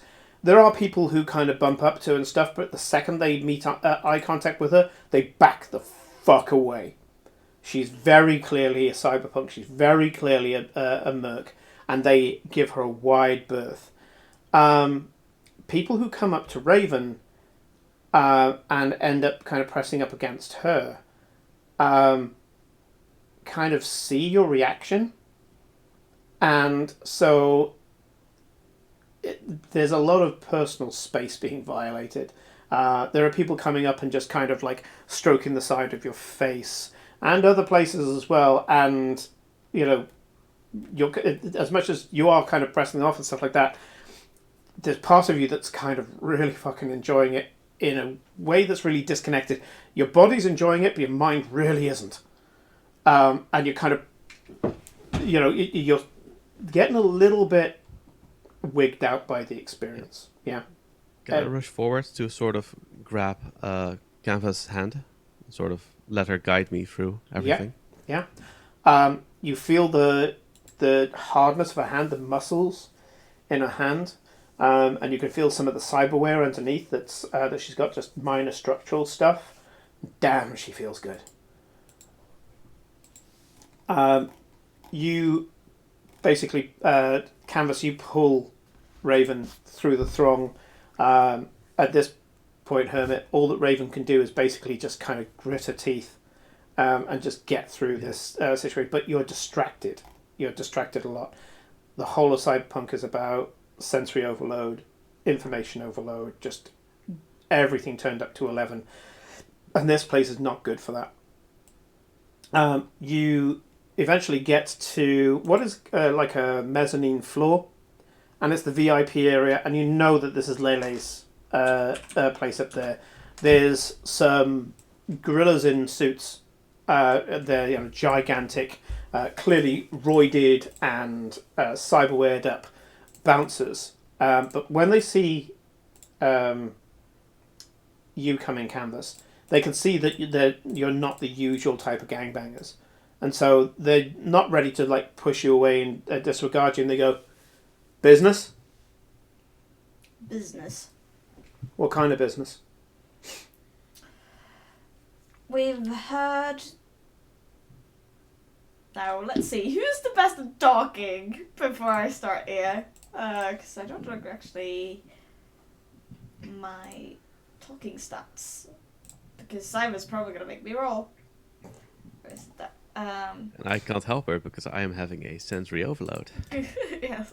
You would be at a disadvantage. Basically, I'd give you a minus value to your roll, but yeah. Yeah. Actually, I'm... What is... sorry here, Simon. I'm a bit confused by these stats. Which says conversation EMP. I have stat. Yes, Low you're to- quite low on empathy because you're a cold-blooded killer. So your base stat for conversation is 4. 4, and then it says 2 and 2. Oh, that's them two together. Yeah, 2 and 2 is 4. Yeah. Yeah, okay. You're better at interrogation and persuasion than actual conversation. Yeah, So, well, I am attempting persuasion. Well, no, you've got to tell me what you're saying, and then I tell you which stat it is. Yeah. Yes. You don't get to choose your stats. No, You tell me what you deliver the line, and I'll give you the roll. Yeah. Okay. We're here to see... What was the name of the lady? Lele. We're here to see Lele. Clearly. I've heard she provides special brain dances this time of year. She provides whatever's going to get people off. So you're buying? Possibly. I would like to speak to her. See if it's legit. He looks you up and down, and you can see, because this guy is much taller than you are, you can see up his nostrils. He actually has toxin filters installed in his nostrils. And he looks you over in a way that not everybody else has been looking you over. They've been looking you over for something completely different. And he looks you over and kind of assesses you to see if you're going to be a threat. And he goes, "Yeah, all right. You stay here. I'll take him up." And he does look at Hermit. Hermit, I would like you to roll a cool skill. Let's see, which cool skill do I want? Acting, please. Please give me an acting roll. Acting, where's acting? Social skills, I believe. Nope, not in social skills. Performance. Good. That's a 16. 16. He looks at you, kind of furrowing his brow, trying to suss you out. And he goes, "Okay, both of you can go." You have a feeling he was almost going to ask you to leave Raven behind. He takes you up, and the press of bodies doesn't happen at the top of the stairs. There's still quite a few people, but there's a bit of personal space. And you take the moment to breathe a little bit, but that same kind of heady smell, that kind of strange nebulized drug that must be throughout this entire club, is still very heady. And you can see Lele. Lele is wearing, for both of you don't know what Cyberdog is, damn it. In Camden, in London, there's a kind of futuristic slash rave slash just generally concept clothing store called Cyberdog, and she is there talking and laughing, things like that. And you can see she's got some cyberware and that and a body. She is mostly wearing like a breastband that's made out of day glow orange material, plastic, neon rave. Thank you very much, Tom. She's wearing kind of almost like her crotch has been shrink wrapped shorts, and leaving nothing to the imagination. You can almost imagine that these have been sprayed onto her. These two are so skimpy that the pair of long boots that go up over the knee cover more of her body than the rest of her clothing. She is literally just wearing the breastband, the shorts, and two long ass boots that go up over the knee. She has almost unnaturally pale skin. You can't quite tell if it's bleach white skin because the colours are just bouncing off it. You can see that she's got you think she's probably got colour changing hair as well. At the moment, it's a mixture of sherbet-like colours. You can see that there's some bright kind of neon lilac. There's some yellow in there. There's like a blood red stripe that goes over the back. And she's laughing, and she's got her feet up on the table. And as this person who's probably dealing with her finishes up and gives her a small data stick, which she accepts and gives to one of her minions, she goes up and just runs one fingernail. She's got these long electric yellow, fluorescent yellow claws.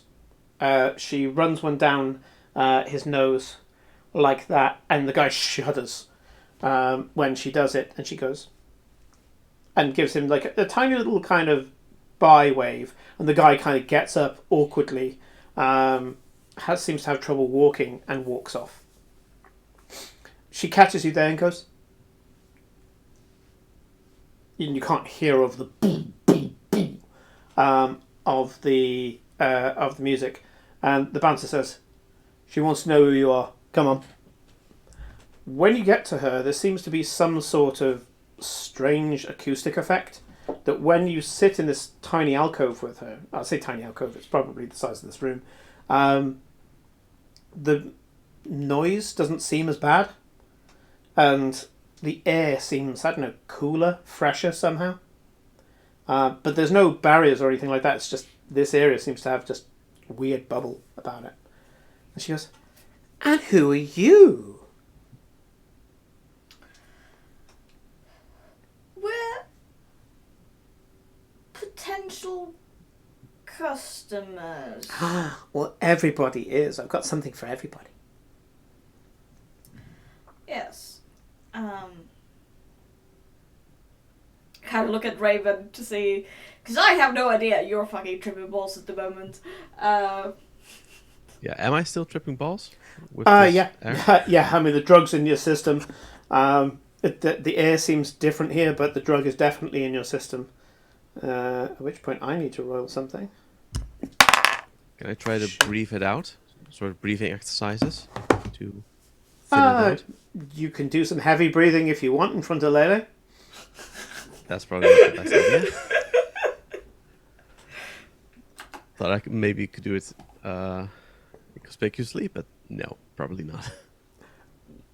Yeah, once you've breathed in smoke, going to a place that's got clean air will eventually get rid of it, but the smoke you inhaled is still in your system. And Tom has said from a place of wisdom that taking long, deep breaths is a way of getting more high. I don't fucking know that. It's okay. That's because you're an innocent, and I'm going to stop the sentence there. Thank you, Tom.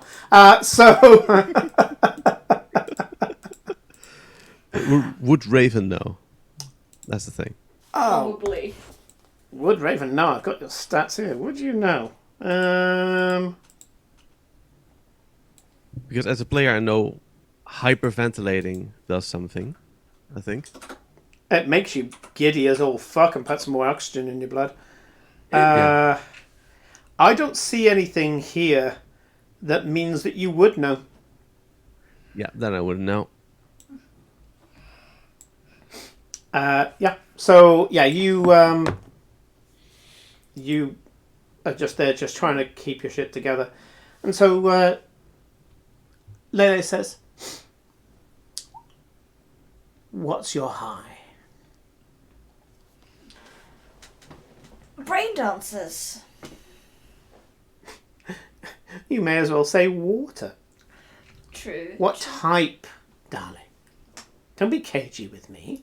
And she points where someone is giving somebody oral in the corner. Somebody else is shooting up in full view. And two other people are just sat there drooling. And you have a feeling that they've soiled themselves. She goes, there's no shame here. I'm a proprietor of exclusive brain dances. Ones that only come around. They're unique. A bit of collector, you see. It's not the content itself. It's more the fact. There's no need to be cagey here. This is where I deal business. You may have noticed you can't hear the music. No one else can hear you either. Speak plainly, dear. Funhouse brain dances. 3-7. So that's what you're into, are you?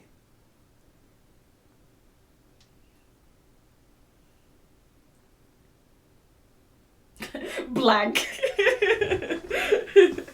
Just a question: can I speak, or do I need to make you a can speak, deception? and the Okay. sound of your voice is fucking delicious.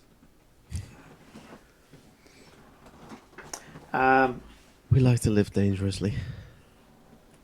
Your type always do. Is it your thing?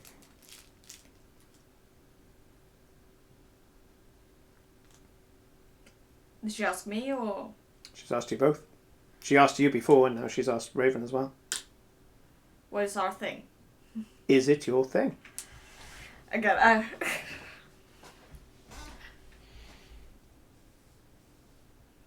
just blank. Blank, unreadable expressions. She stares at her. What do you say? Raven. It's always us in danger. I've never experienced someone else's danger. Oh, so you're new to it then?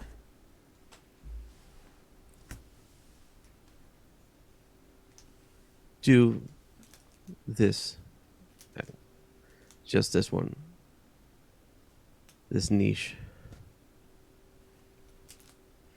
Yes, this specific niche. And you want to experience it?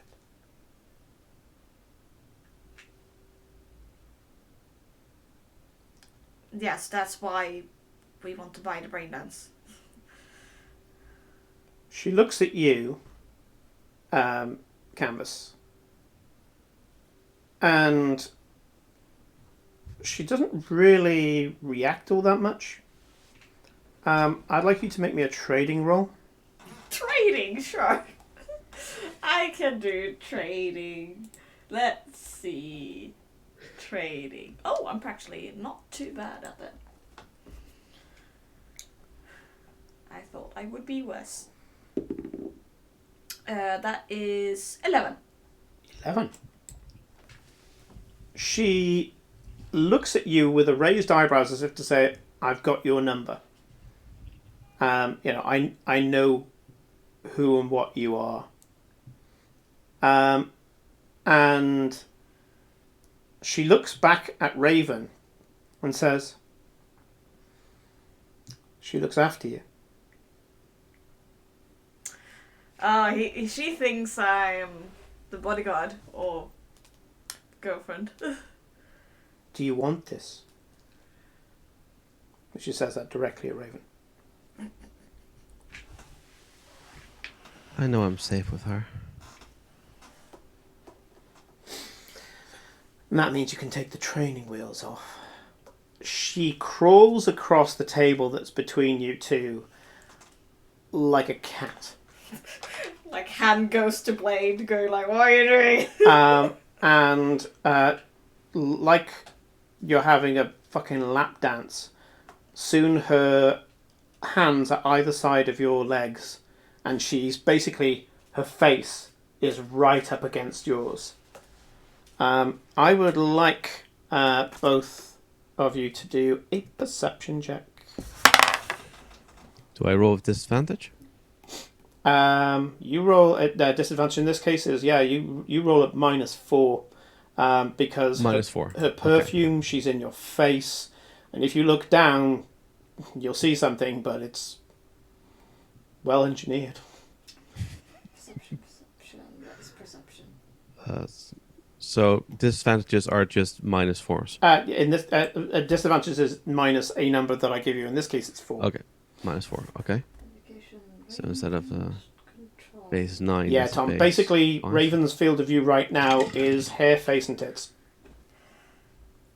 Well, I guess what my base perception is? What's that? 13. Yeah. So that is 17. Okay. And Hermit? That's a 13 for me. Okay. Some good scores. I would like for you guys to roll me some initiative. Okay. It's not necessarily for combat, because you both caught it. Her hand is moving preternaturally fast. I think, Hermit, you're about to be very pleased that Karin built her character the way she did. So, initiative is your reflex plus a d10. Okay? So it's your reflex score plus d10. Where did my phone go? I had it here. Just a second. That's a 10 on the d10, so 16. 16. Okay. I just need to make sure I've got her.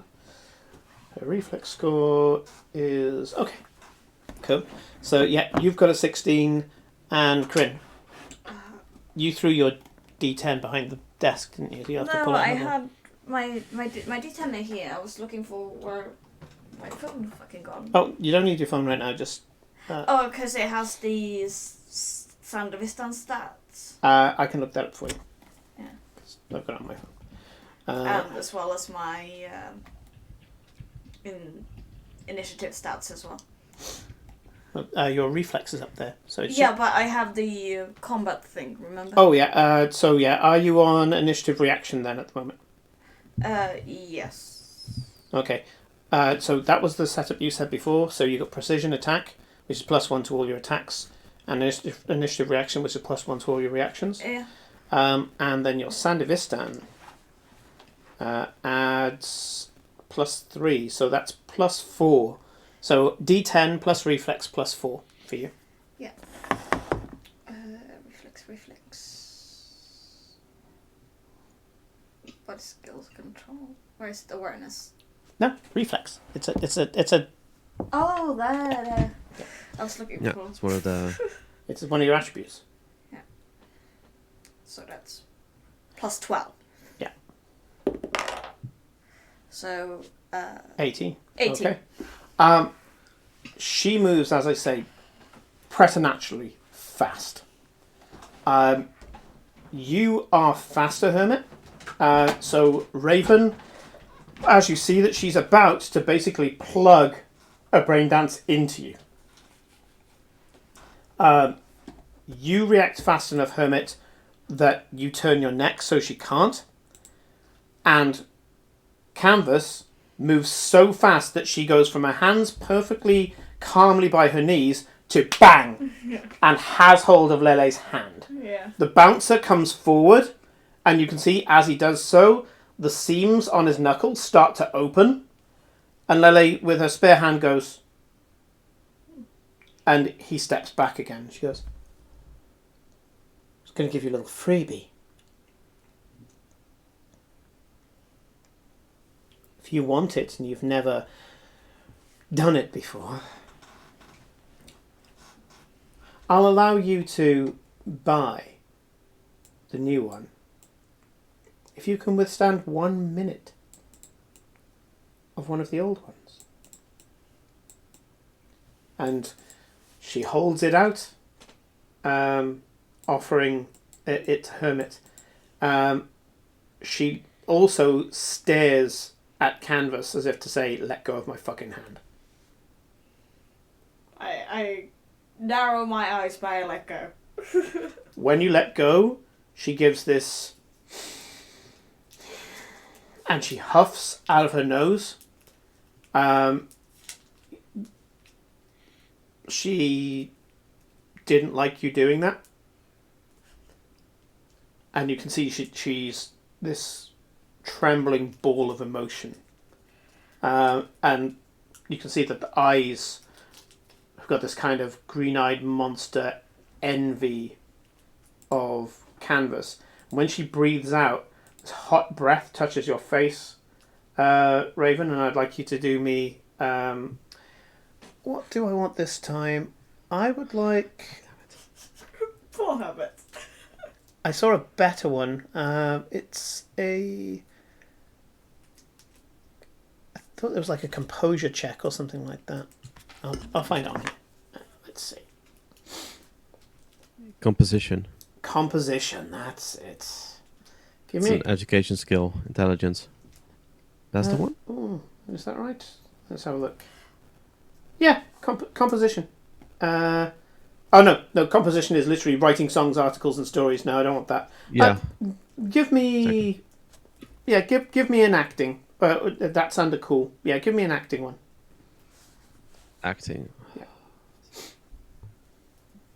Again at disadvantage? Yeah, -4. -4. Poor Herbert.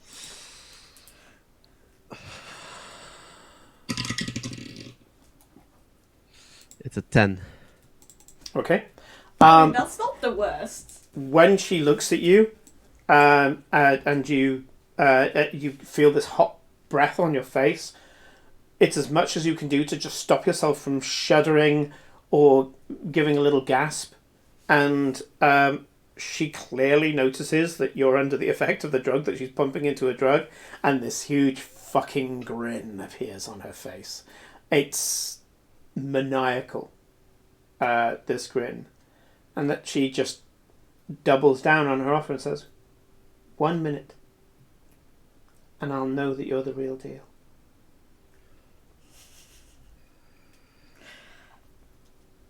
I just stare at Raven going like, oh, it's your decision.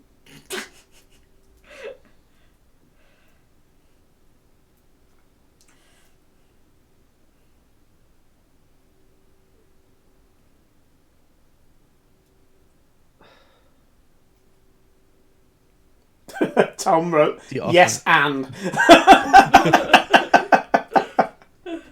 And the offer's only for me. Yep. Yeah, it's not for me. She does not like me. She's not into it. You might be.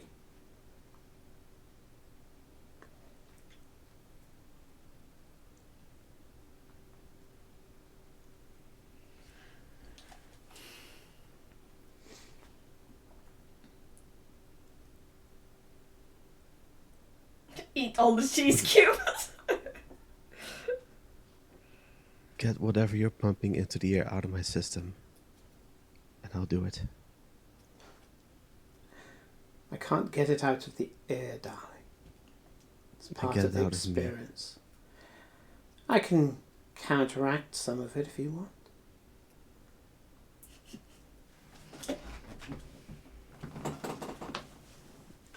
In my current state, we both know I'm not going to make it. Even if I am the real deal.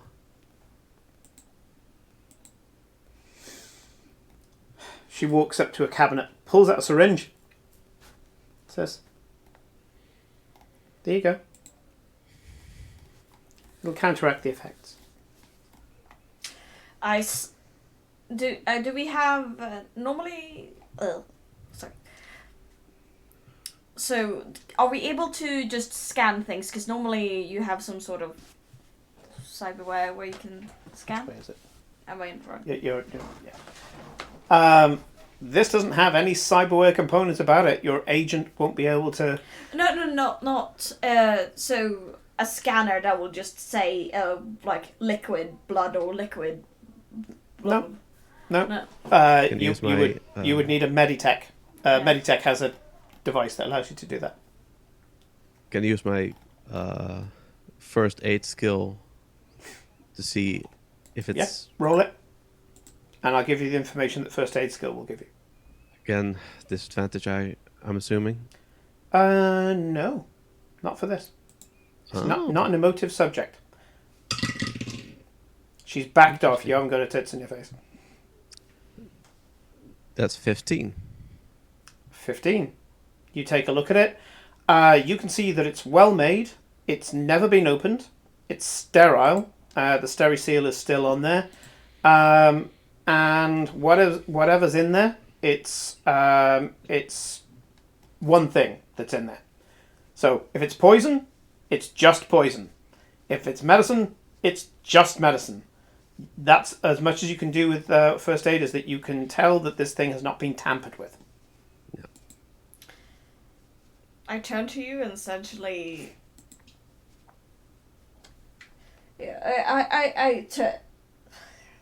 I kind of turn to you and give you a look. That means if it knocks you out or poisons you, I'm just gonna... It means that I will murder her. I will just cut her head off. And you know that, you've got a solo right next to you. If Lele poisons you and you die right here, her head will be on the floor before the bouncer gets to have his round. Yeah, Raven will give Canvas a look of guard me. Yeah. Mm-hmm. And I'll give Lele a nod. She presses it into your leg, and the pain from this basically kind of automatic injector, as like it's like an EpiPen in your leg, is fucking delightful in a really intense and painful way. Your body is filled with bright, polished silver light as this thing lances into your leg. And then it starts to calm slightly. And you realise you can no longer smell Lele's sweat and know it differently from your own, which apparently was a thing a few seconds ago. Your sense has been numbed very slightly. And she goes, 1 minute, and I'll put you on the list. 1 minute. She hands it to you, so you can plug it in yourself. Giving Canvas a look, I carefully put it in. The second you plug it in, this glazed over look on your eyes occurs, and you flop back in the chair. The whole of this world just melts away. You need to have a BD device on the eyes as well. Not for this one. No, not for this one. It basically, you just see the eyes just flickering, and you hallucinate.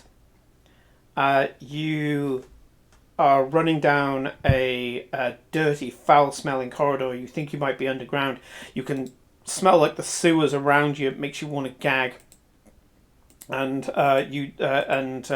Karin, your character, watches as Raven suddenly retches, but nothing comes up.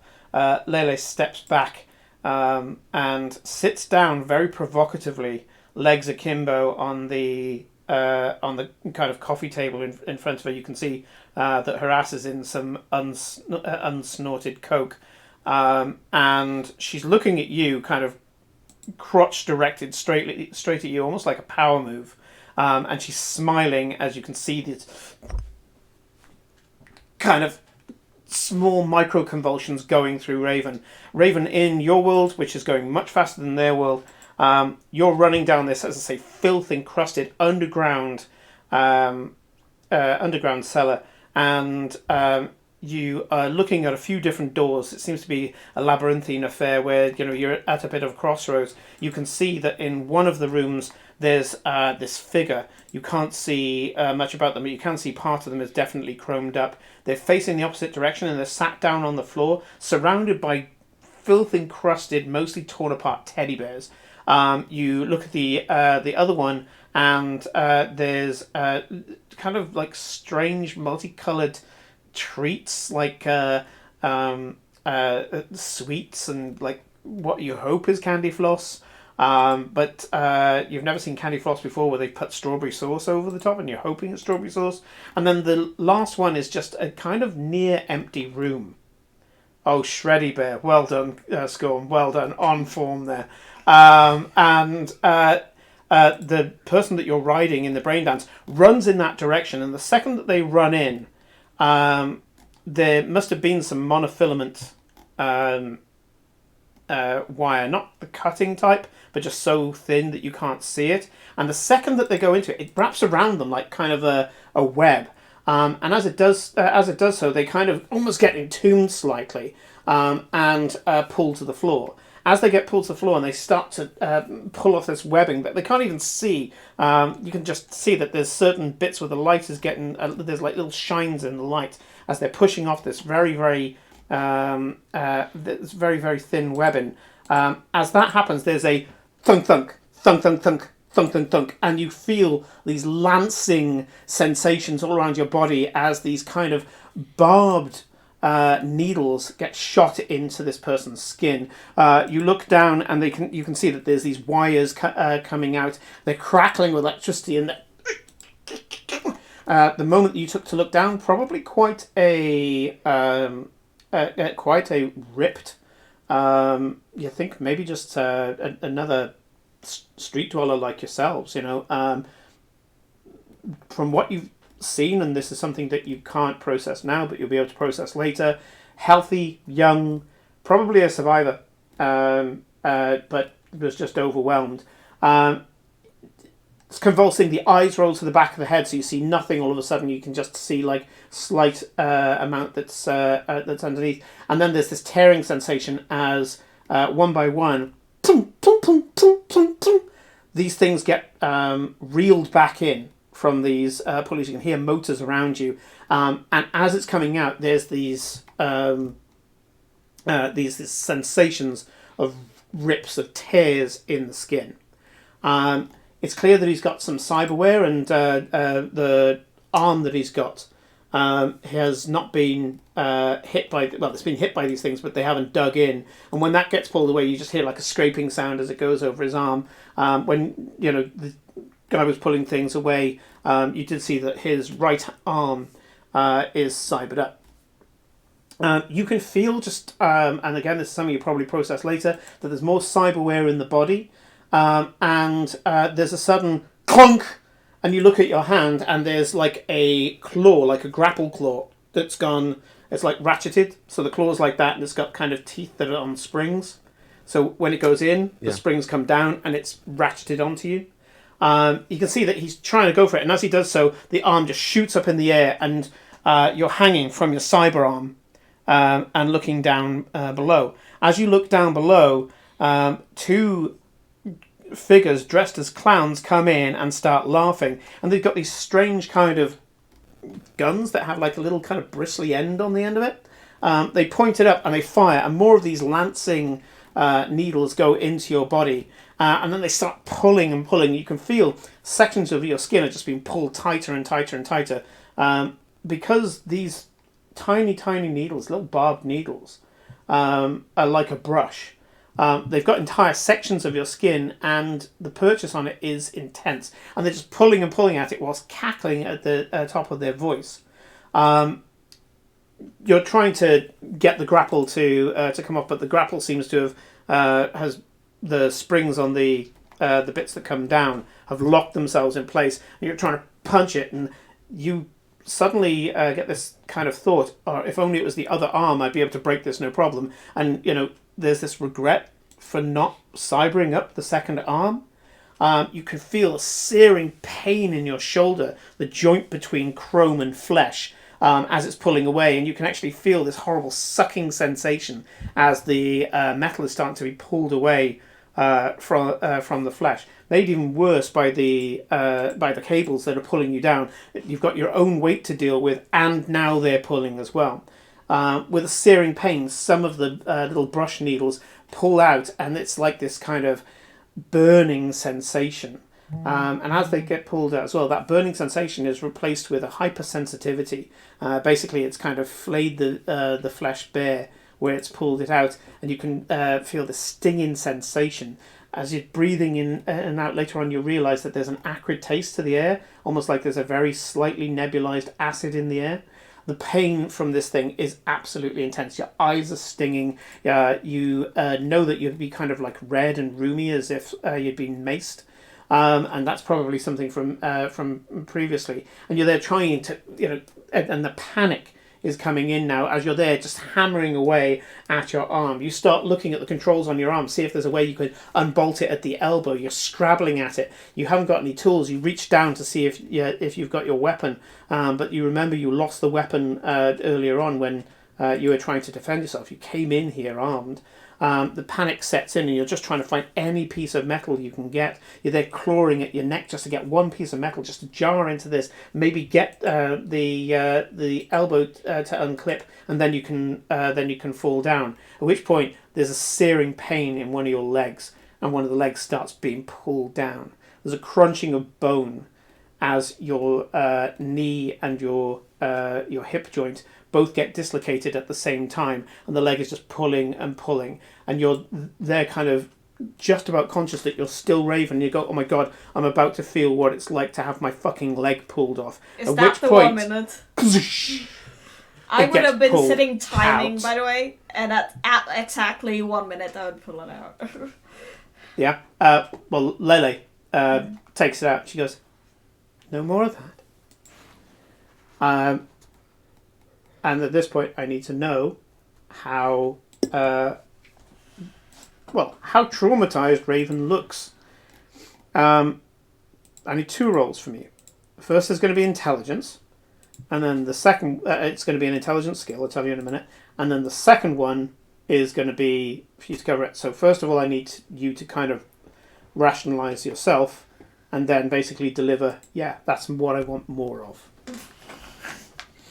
Okay. So for intelligence, I would like...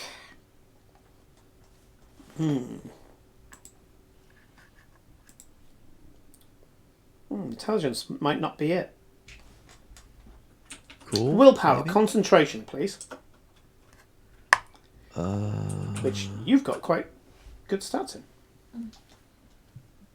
Where is that? Where is that? Where is that?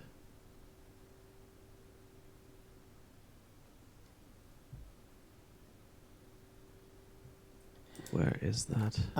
It is in... Karin, can you bring up your... Yeah. Oh, it's the very first one. Awareness skills. Yeah, awareness skills. Yeah, that's it. It's different on the app. Yeah. Okay. That's a base 10. 16. 16. You look at her angry, but you're lucid. As you bring it back together and you're just kind of like... You kind of knew what you were coming in for. And now just give me a D10 and I'm not going to tell you what it is. Okay. That's a 7. It's a good roll. Yeah, okay. Very happy. That doesn't happen to you. You'd be pleased to know. Be even more pleased to know to not know what was going to happen to you. In that case, I need you just to lock eyes with her, basically. And I will let you use whatever you think your MO would be. So it's probably going to be some sort of social stat.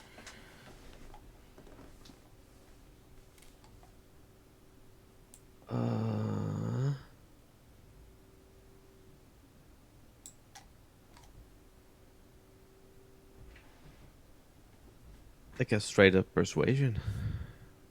Yeah, go for it. So that's base 9. Another 16. Very cool. She locks eyes with you. Again, she's in power crotch mode. She's sat on her back with her arms back, her knees framing her head. And she looks at you and goes, takes a while to get into it. But I saw the car you drove up in. You're an adrenaline junkie. You'll warm to it in time.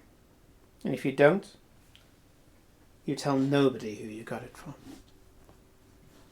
Agree? Of course. That's so true. Trading is done. Pre-orders are 3,000. If you want the whole collection, it's 20,000. Just one. I contact fee, because obviously you can do that just mentally as well, can't you, Yep. Sam? You said. Yeah, you've got a credit link, and basically, if they see that the credit link is going to a dodgy braindance dealer, they'll be like, yep, let it through. Yeah. If you try to go and buy a private jet, it will not go through. Yeah. So we got the credit link, but what I want to do is I want to make sure that Tweak is aware and can track the transfer. Sure, okay. So you contact him, he goes, hi.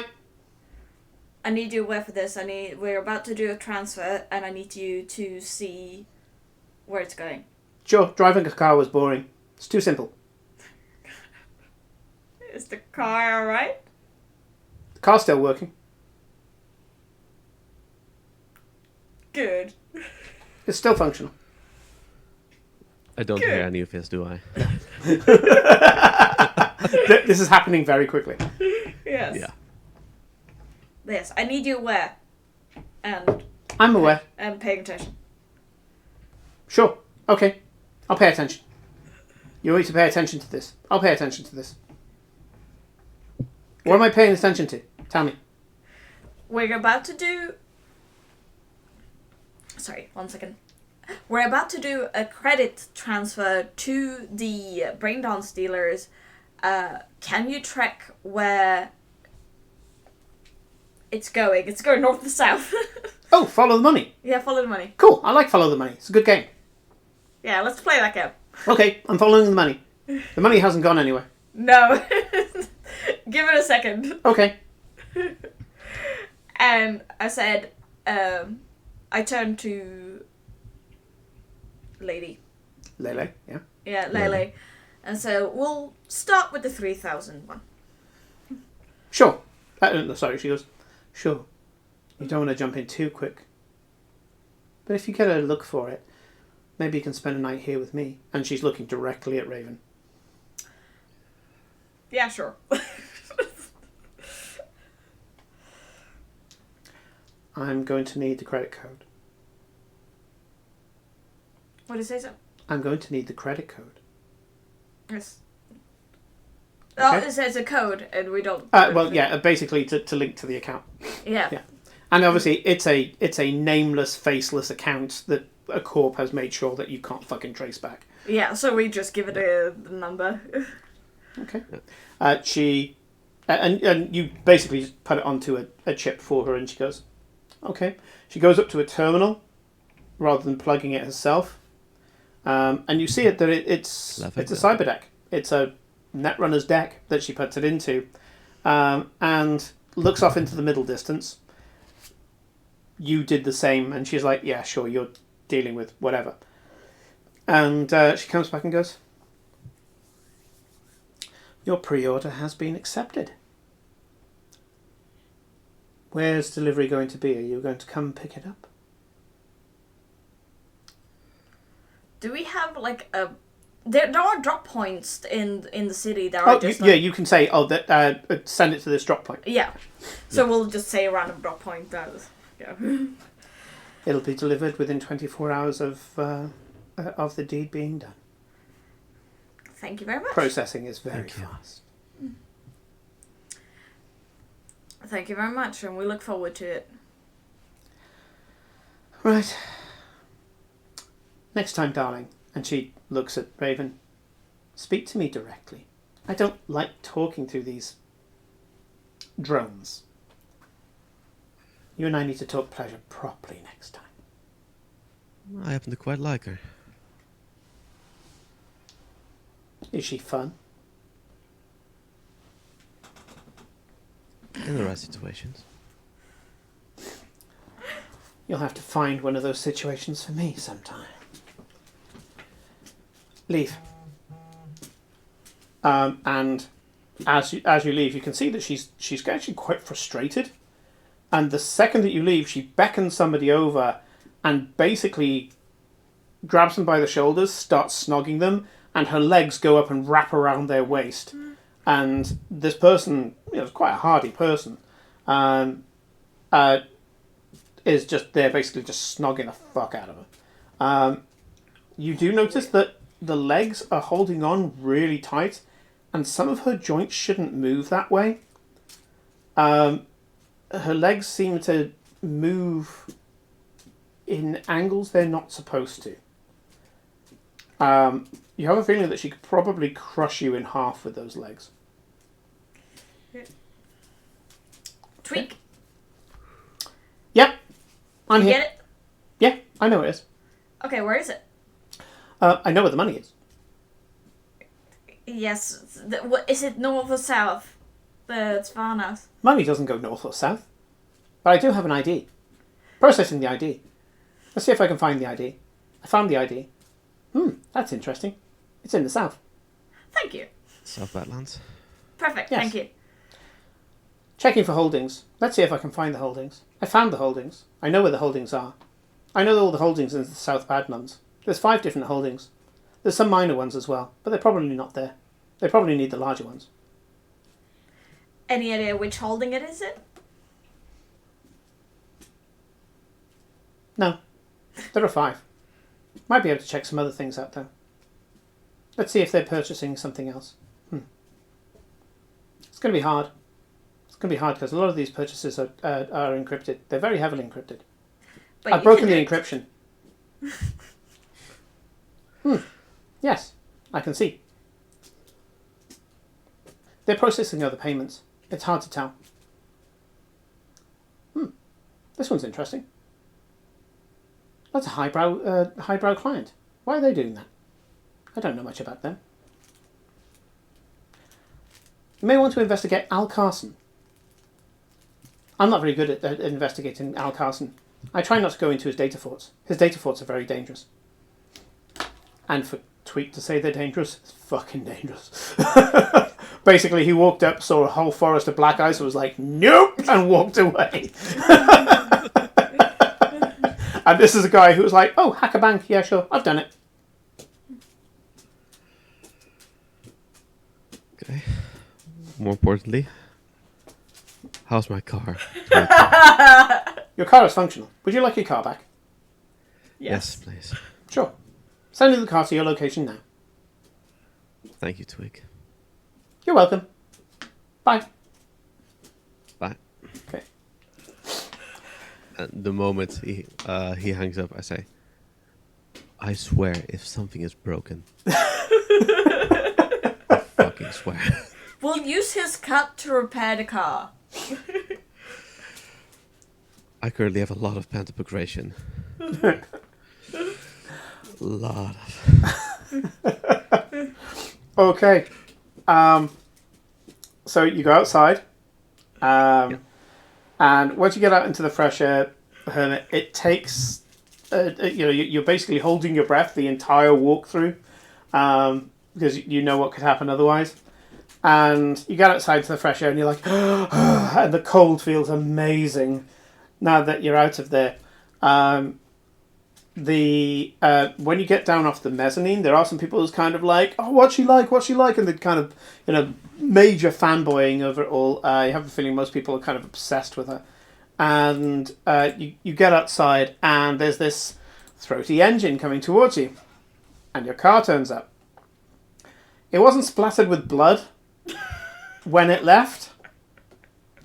There are some dents.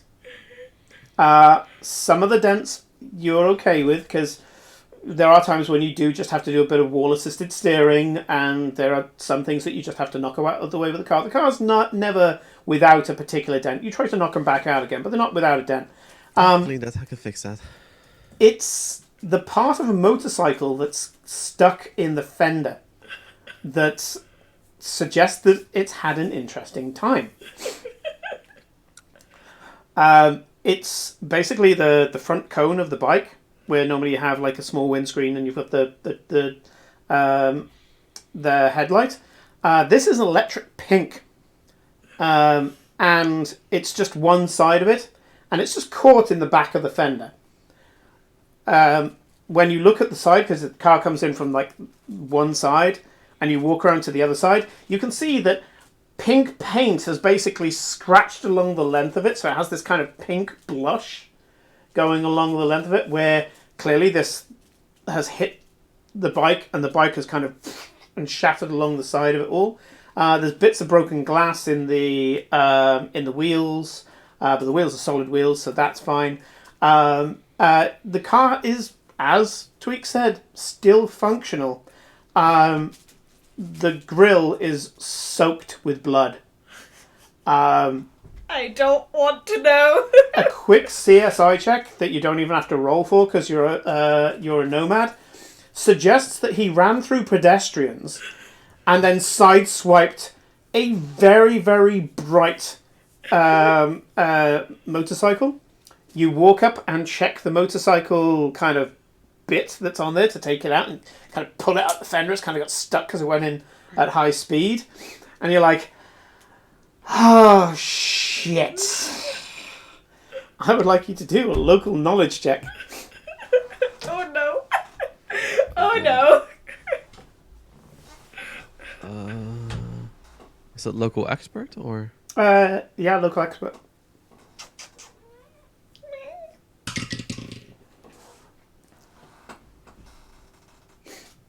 That's a 15. 15? Yeah, you recognize it. So this is a nomad pack called the Steel Vaqueros. You managed to get just the slight gang tag that's on there. So they do convoys on coastal runs from Santa Cruz, where they grow all the food, back to the cities, including Night City. They're incredibly skilled, incredibly smart, relatively honest people. And they are well in with the reclaimers at the moment, who are people who go out and try to reclaim old towns and rebuild society. He may have killed a good ganger, like a ganger that you would want to probably be on the good side of, because people like Maelstrom are always against you. You can never really ally with them. Yeah, it's an electric pink Steel Vaqueros motorcycle. Hopefully nobody saw your car do that, because you are your car, basically. Especially for a nomad. Yeah. We will deal with that after the job. Okay.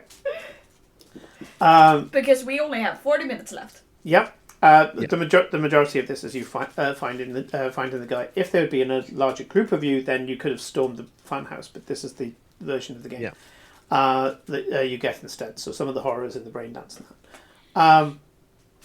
So you've been given a name, Al Carson. You don't really know who the guy is. In your two circles, you probably haven't met him before. But Lele talked about him as if he should be known. What would you like to do? It wasn't Lele, it was Tweak that said Al Carson. Sorry, Tweak talked about him as if you should know him. Well, I'll contact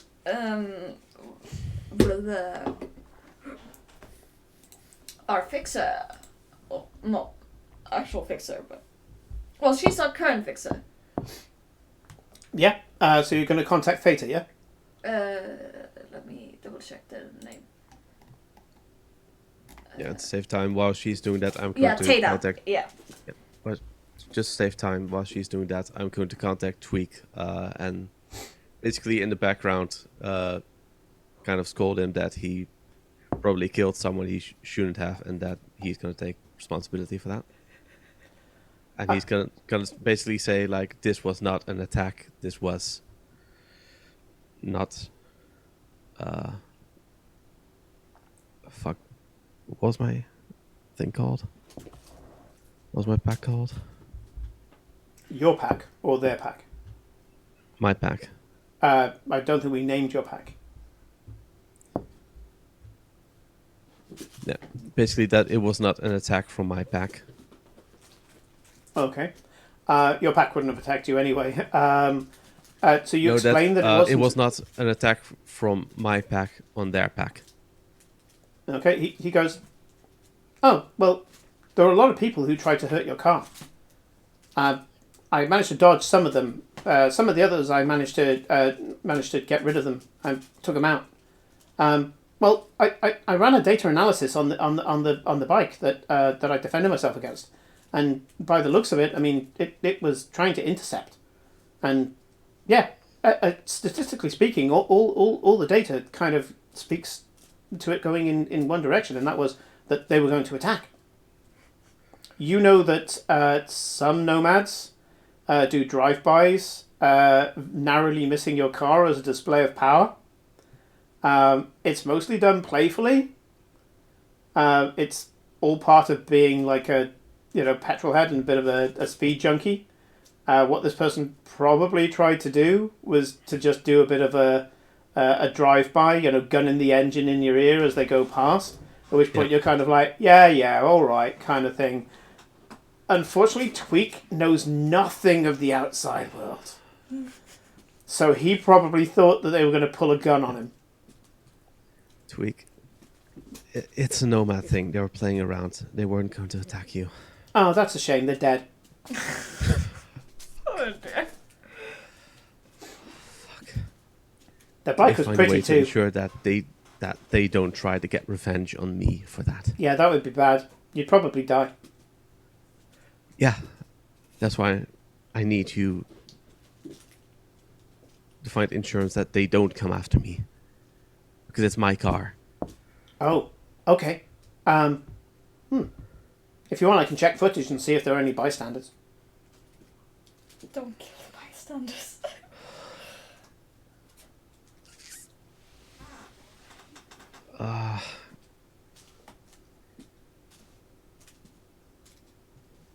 Okay, try to find me the number of some of their gang, some of their pack, the clan. Contact Steel Vaqueros. Yeah. I'll assume that you said Steel Vaqueros because he wouldn't know. Yeah. You say, can you contact Steel Vaqueros? Yeah. Oh, yeah. I think we've got some contact details from the crew. What do you want me to do with those details? Do you want me to send them to you? Yes, please. Sure. Okay. And bloop, bloop, bloop, new contacts just appear in your agent. Thank you. Sure. No problem. I'll fix this. Okay. Probably best that you do. You don't want to die. No, I really do not. Statistically, you should get somebody else to drive your car in future. You don't think? I think I've let enough people drive my car for now. Yeah. Yeah. Speak to you later. Speak to you later. Bye. And at the very end of bye, it cuts off. So, Karin, you said you're contacting Theta? Yeah. Sorry. Okay. Goes through. How are you doing?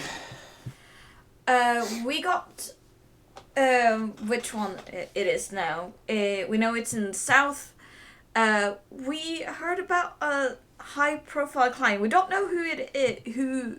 We know the name, but we don't know. Okay, who is it? And I tell her the name. Al Carlson. Al Carlson. Oh, him. Yeah, bit of a sadist. He would be into this. Okay. Anything we can extrapolate from that? What, that he's buying a braindance? If that's is that of any interest to you at all? Who found out this data? Tweak? 1 second, I'll patch him in. Hi! Hey, Tweak, what's this about Al Carlson? Yeah, Al Carlson. Al Carson's one of the clients. He just put a large amount of money in. Probably a lot more than it would be for a single braindance. Okay, how much did he put in? About $500,000. $500,000? What the fuck? What does he want to pay $500,000 for? I don't know. I just know it's a large amount of money. Okay, 1 moment. Thank you, Tweak. You can go. Right! 1 second. Calling Scarletta. Hey, boys and girls. How's it going? And this is your media contact, Scarletta. She basically has a cyber blog. And it's gossip, it's lifestyle, it's scandal. And Theta says, Al Carson, large amount of money. Oh, yeah, I heard something about that. What is it? He probably wants a live show. He's been angling for one for ages, but the organisers have never let him have one. Direct feed, like for like. He'll get it all in real time. Oh, fuck. Is that even possible? I don't know. I don't deal with that stuff. Probably best you ask Tia. No, I'm not going to speak to Tia. She's already spooked already. Spooked. No.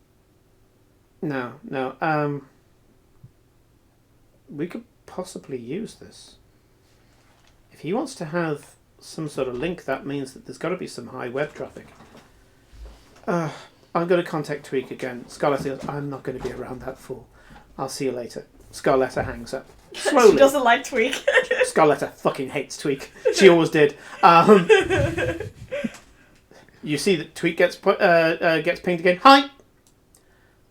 We think he's going to want a live feed. Who? Al Carson's going to want a live feed. Of what? Of the fucking Funhouse.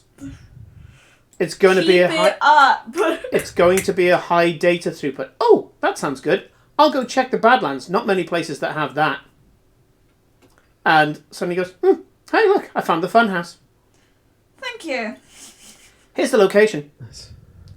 Thank you, Tweak. Okay, bye. Perfect. He hangs up. About not even a second. Beep, beep. Oh, and by the way, I want pay. Gotta have pay. I've done a lot for you today. Yes. We'll make sure you get your pay. Speak to our dear. Okay, I'll get Theta to maybe. Bye. He gives you a pin in the map, and you're like, fuck, that's a hell of a run. And basically, you check your poor car over to see if it's okay, and yeah, it's not even lost a hit point because of its armoured capabilities. You kind of go out very quickly with like maybe a bottle of shitty vodka and just get rid of some of the blood on the grill because you don't want it going in the air intake because that you'll be smelling that for fucking weeks. And get back in the car. Time. It took you a lot of time to get this done. You've been pretty fast, but you have taken time all the same. And this kid could be tortured or killed anytime soon. Now that you know where it is, Theta gives you a bit more information. The kid's name is Joseph. He's 23 years old. He is the son of a financial magnate in the city. He likes to go out and rough it. Likes to think of himself as not a pampered corp kid when he's absolutely a pampered corp kid. And just basically his version of that is going out to a safe bar, that's just outside of his corporate arcology, to go and have a couple of drinks really, really quietly and then get back in as quickly as possible. It's his kind of daring himself into it. This kid is not going to be able to last long. He is not a street survivor. And you saw what happened to a street survivor. So time is of the essence. You're going to have to gun this shit. We are going to charge along. We're immediately going to go corporate. Like, we found the Funhouse. We'll send you the pin. Okay. Time is of the essence. Because you're going straight through to corporate, you would have been given like a call in the troops thing. Suddenly there is this message. We're going to need something better than that. We need an angle of approach. Use your agent to send as many pictures as possible. We'll start getting to that area, but we're not moving in until we know what we've got. Don't reveal your presence to them, otherwise they're just going to accelerate things and just kill everybody off and then run away with the data. You need to be subtle. Get in there. When you get some idea of where the entrance is, give us a picture. The data that will come with the picture will basically mean that we can just drop straight on top of them. And this is going to be one of these kind of VTOL fucking max tac ships. with a hit squad in there that's made from Tracer Corp, which is probably not the best, but they'll be good enough to be able to storm this place. Fast and quiet. Got it. Let's go. Good luck. We're ready. And you know that they're probably going to do like a high altitude VTOL drop, so they're probably getting over the southern Badlands now.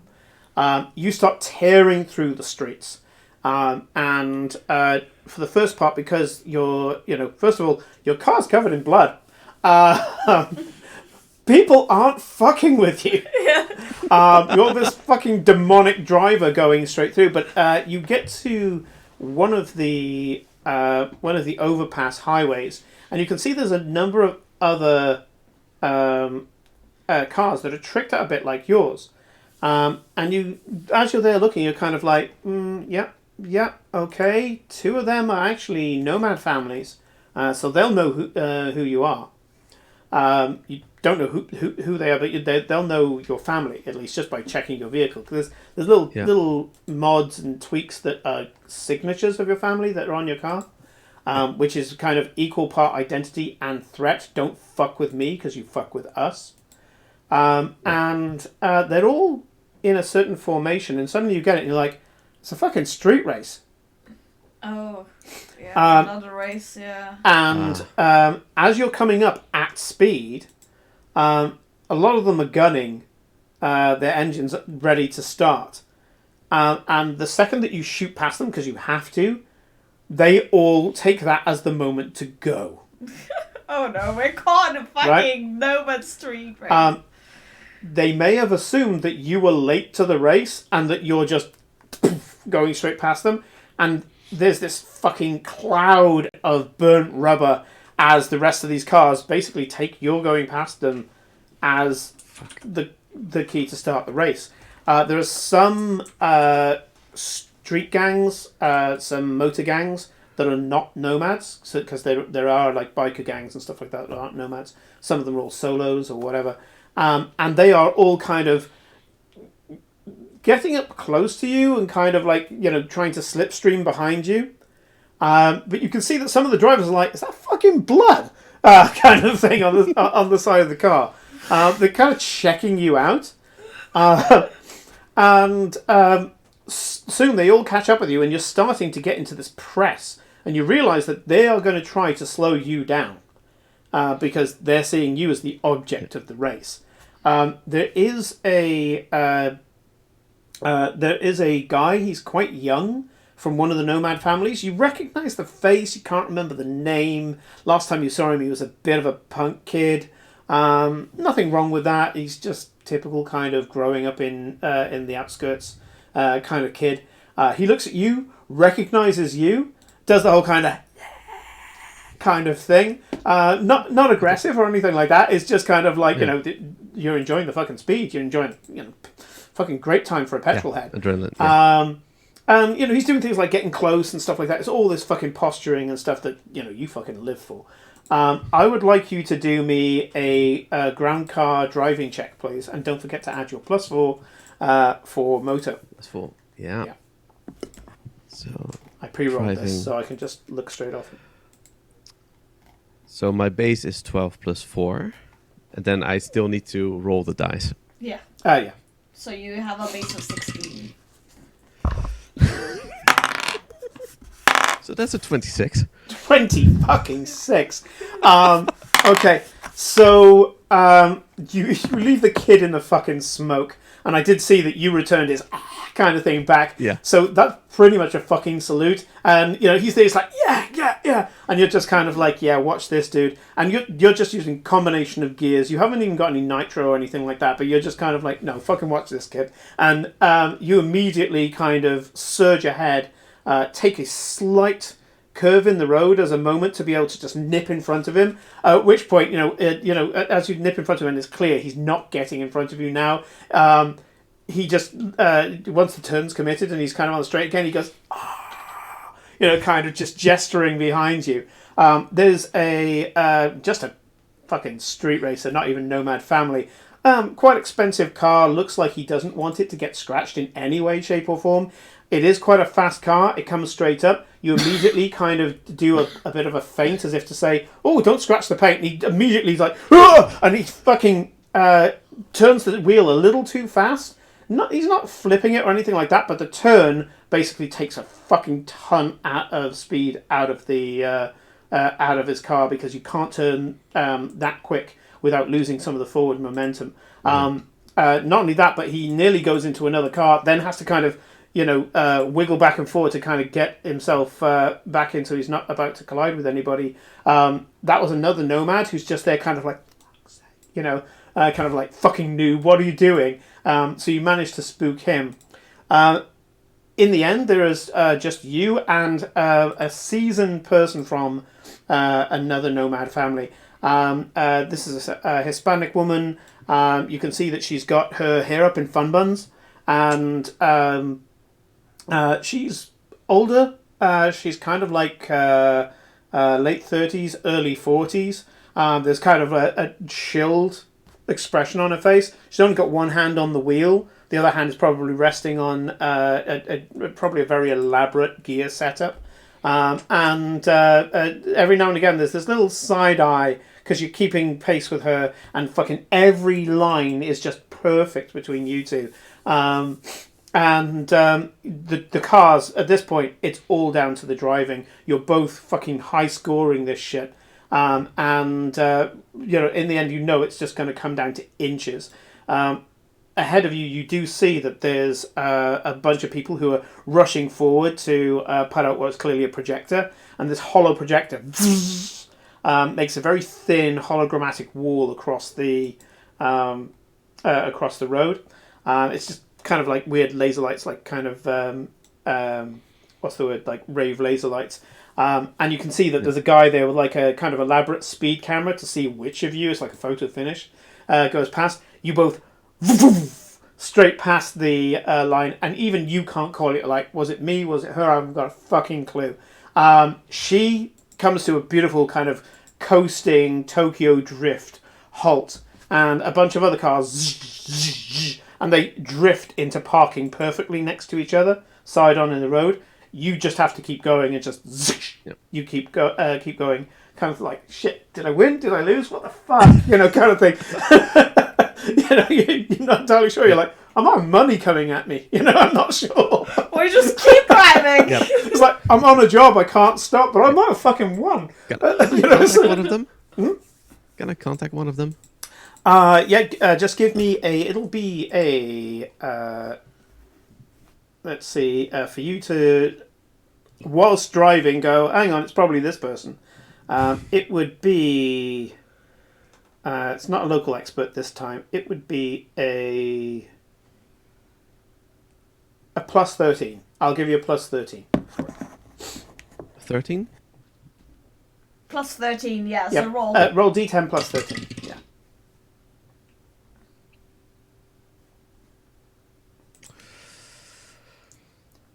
That's a 23. 23. That's God. 2 10s in a row. Yeah. So Auntie. You've met Auntie before. That was the Hispanic woman. She pretty much lives out of a car. She's from another nomad family. Got adopted into the nomad family, the family that that she comes from. Pretty much the rest of her family got wiped the fuck out, and she just got adopted. She normally will drive around doing things like this and ferrying people and stuff like that, kind of like a cyberpunk taxi service, and then she will find, normally there's like parking that they'll do, so nomads will just park up in one place, like circling the wagons, and they'll sleep there, knowing full well that they can wake up at any time and just basically kick the cars into motion. And then anybody who wants to get out and kind of chill out, they normally have like tents on the inside of the cars, and they'll have like their weapons and shit as well there. But there's normally people who stay in the cars. She pretty much lives out of a car. She doesn't ever leave it, because even though she's adopted by the family, she's like a family of one.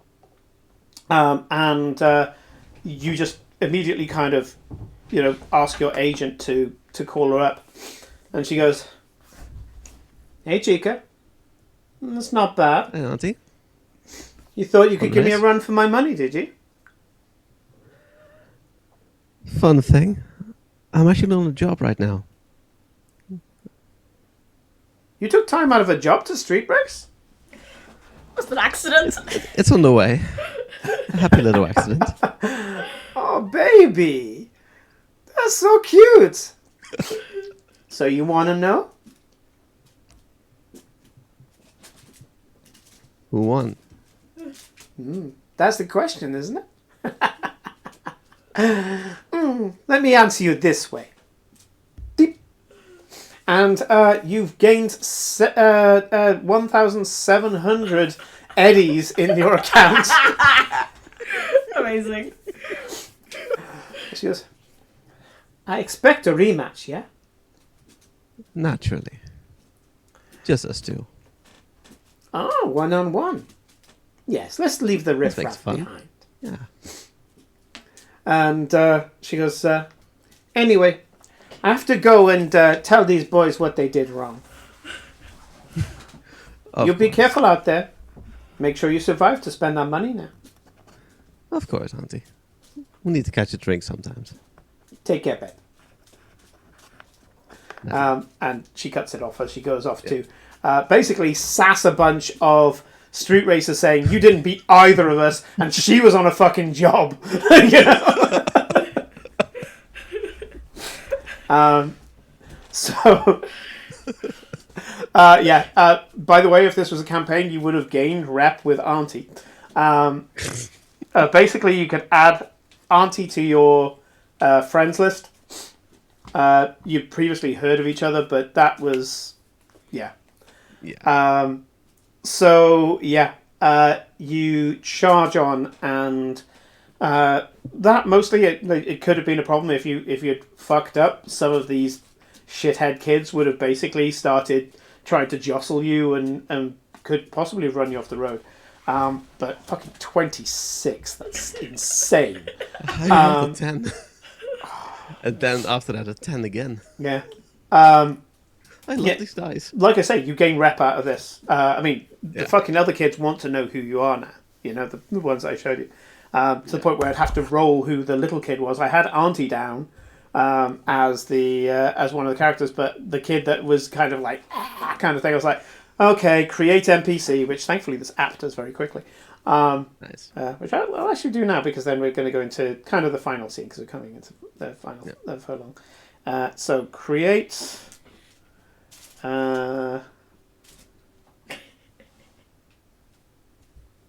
and I've got Biker here. Here we go. Roadrunner Nomad. And his name is Reno Blade. Oh god, he sounds young with that name. Reno Blade. Reno Blade is the kid that you smoked respectfully. You managed to just kind of nip it in front of him, which means. As for the poser in the fucking pretty boy car that you psyched out, you have no idea who he is, and frankly, he's not worth your time. You charge ahead into the Badlands, and as you go into there, you do notice that you are now watching even more for crash points, barricades, things like that.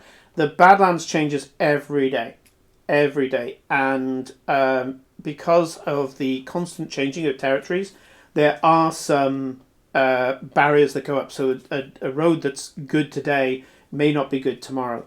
Not only that as well, but the absolute desperation that people hold on their territory, they consider anything a threat.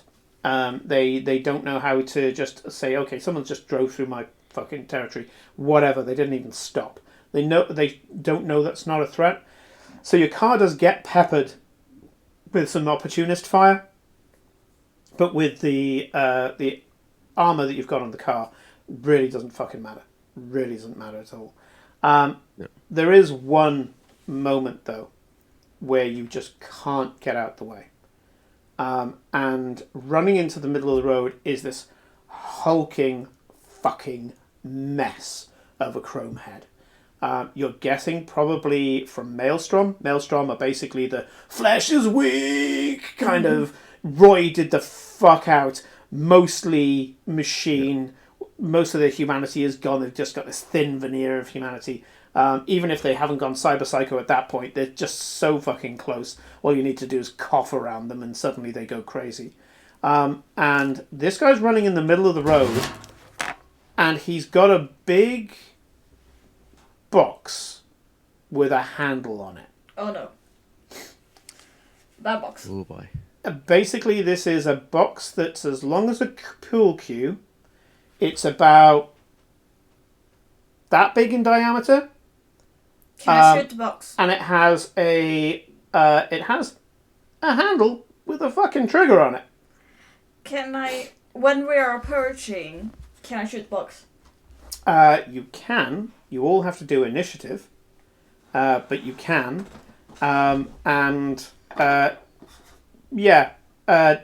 Flash guess. Probably a rocket launcher. Yeah, Tom called it. It's the other type of Stinger. The Stinger missile. I do have guns in the car. Yeah? Oh, yeah. I mean, you don't even have to take your hands off the wheel. Oh, She's yeah. got to pull out a pistol and fire out the window. You could just go, bitch, click. Oh, Tom also said that, yeah. Yeah. So, initiative for both of you two, please. Again, I pre-rolled, so. Yeah, okay. It's not the best, but... That's an 11. 11? Okay, cool. Mine is... initiative, and then I have +4, is it? On top of my normal initiative? Yeah. Yeah, reflex +4 plus D10. Yeah. That's what you add. Yeah, reflex +4 plus D10. So Is there no specific initiative, it's just reflex? it's reflex. So initiative is reflex plus D10, and you've got an extra +4. Yeah, okay, yeah. So that's... Because you do the whole samurai Yatsu strike shit. 9. So that's a 13. Total Okay. 13. Wait. No. 3 plus 8 plus 4. That's 7 plus 8, which is 15. 15. Yes. Yes. You have 15. Okay, he goes first. Okay? So, his entire action is prepare rocket launcher. Cool, he prepared it. Nice. Yeah. Yeah? You know what his next action's going to be. Yeah. Yeah. Obviously. So, he brings it up, pushes the cap off the end, and you can see that his eyes glows up. There's no targeting reticule on this box launcher. It all comes off his cyber eyes. Okay. Of which he has 4, by the way. So, shooting the box. Shoot the box. So I think, yeah, Karin gets a shot first, and then Hermit gets a shot. Yeah, you're going to have to help me with some machine guns, because I don't know... Absolutely. I have given myself a I like little those virtual DM screen here, so I can help you out with that. Yeah. Also, what range are we at? And which one of my weapons will be best? My assault rifle or my very heavy pistol? You are thinking that the very heavy pistol probably won't do a huge amount to this guy. Also, with the distance that you've got, you can't wait to close the distance, because by that time he will have fired the rocket launcher. So you're thinking the assault rifle is probably good, and you're about 27 meters away right now. 27 meters. Which means... Hello, little one. Yeah, you're about 27 meters away, which with an assault rifle is a DC of 13 to hit. Cool. Now, there is a thing you can do with your assault rifle, and that's called auto-fire. If you do auto-fire, it'll cost you full action and 10 bullets from your rifle. Targets with reflex 8+ can try to dodge using their evasion skill. But then you can use the auto-fire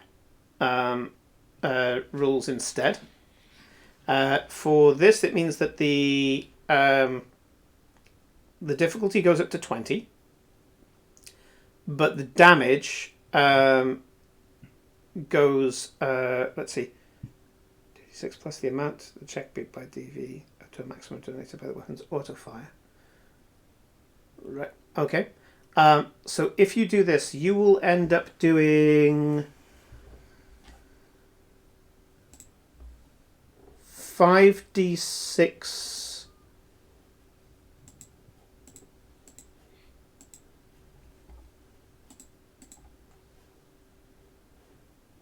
Well, it's 5d6 for a regular shot. If you do this, every point that you beat by 20 gives you 2d6. So if you beat it by 6, you'll have 12d6. I think because we only have a few rounds. Well, you probably have one round. We only have one round. Just doing a normal one is better. Okay, what's your shoulder arm skill? Shoulder arm. Oh, so it's assault rifle on shoulder arm. Yeah, it's a shoulder arm. Your shoulder arm is at plus 14.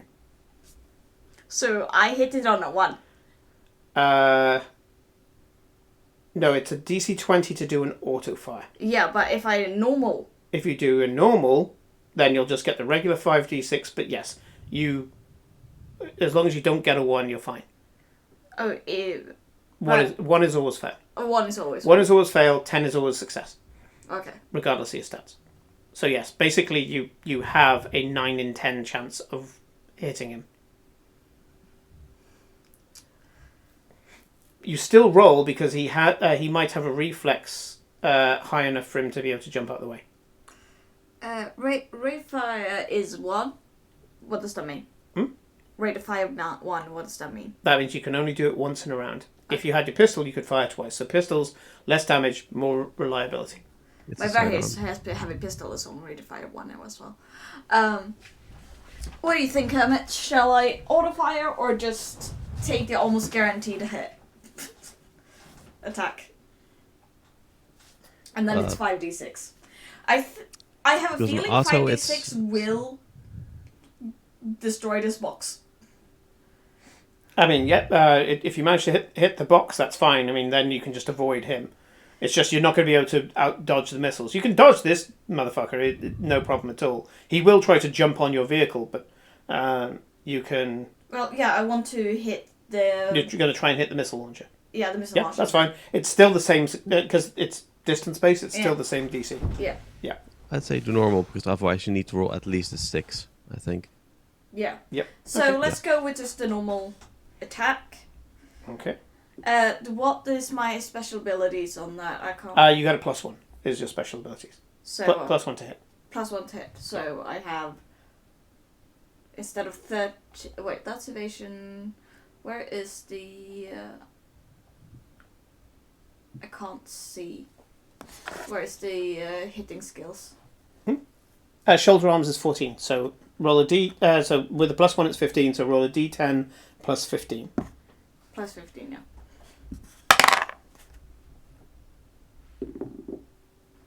Well, at least... I rolled a 2, but at least it's not 1. So it is 17. 17. You daka from your assault rifle. Unfortunately, with his 13 evasion, he rolled a 5. He got an 18. He basically his cyber eyes traced the bullets through the air, and like Neo from the fucking Matrix style, just curves his head back. Well, I'm not attacking him. No, I know. He curves his head back and brings the rocket launcher down, and it goes over the top. As far as he's concerned, the bullets are almost in slow motion. You did really well. He did better. Bear in mind, you need to have a reflex of 8+ to be even to have a chance of doing this. He has a 13 evasion. Yeah, but can he move like that when he has a giant rocket launcher? Yep. His cyberware means that the rocket launcher is like picking up a kitten. Okay. So unfortunately, you didn't do it. So Hermit. I mean, we are coming to time now, so this is where things get dangerous. Hermit, you get to daka your guns to see if you can do something as well. So you have got a where is it? It's a submachine gun that's in this. Let me check. Let's see. Players, Hermit, inventory, vehicles, onboard machine gun. Oh, it's also an assault rifle. So give me a... Oh, let me see.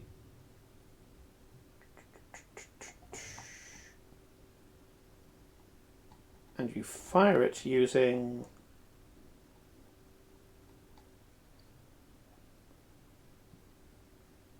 Apparently still shoulder arms. Okay. So you have a +6, but there's a bonus that your car gives you because you've got twin cannons. So that actually brings it up to a +10. So Right, because my roll ability. Yeah. So so you get a +10. Roll me a d10 +10 to see if you can hit him. Can I hit something else to destabilize him so he can't shoot next turn? Or the ground under him or something? There are vehicles nearby. If you want, you can try to blow a vehicle next to him.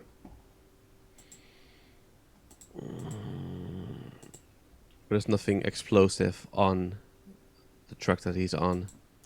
I mean, he's not on a truck. He ran out into the middle of the road. There is a vehicle nearby that if you can hit the fuel tank on that, will probably just... The debris hitting over him will mean that he will flinch long enough for you to be able to drive past him. It would be a combination shoot and drive roll. So you're using your brain to get past him instead of just trying to hit him. Yeah. But drive roll is... It'll be 2 rolls. If you want to try this so. trick, it'll be 2 rolls. Yeah. Okay. I'm not scared about the driving. Okay, so the first one is a demolitions roll, which for you is a +4. Give me a roll.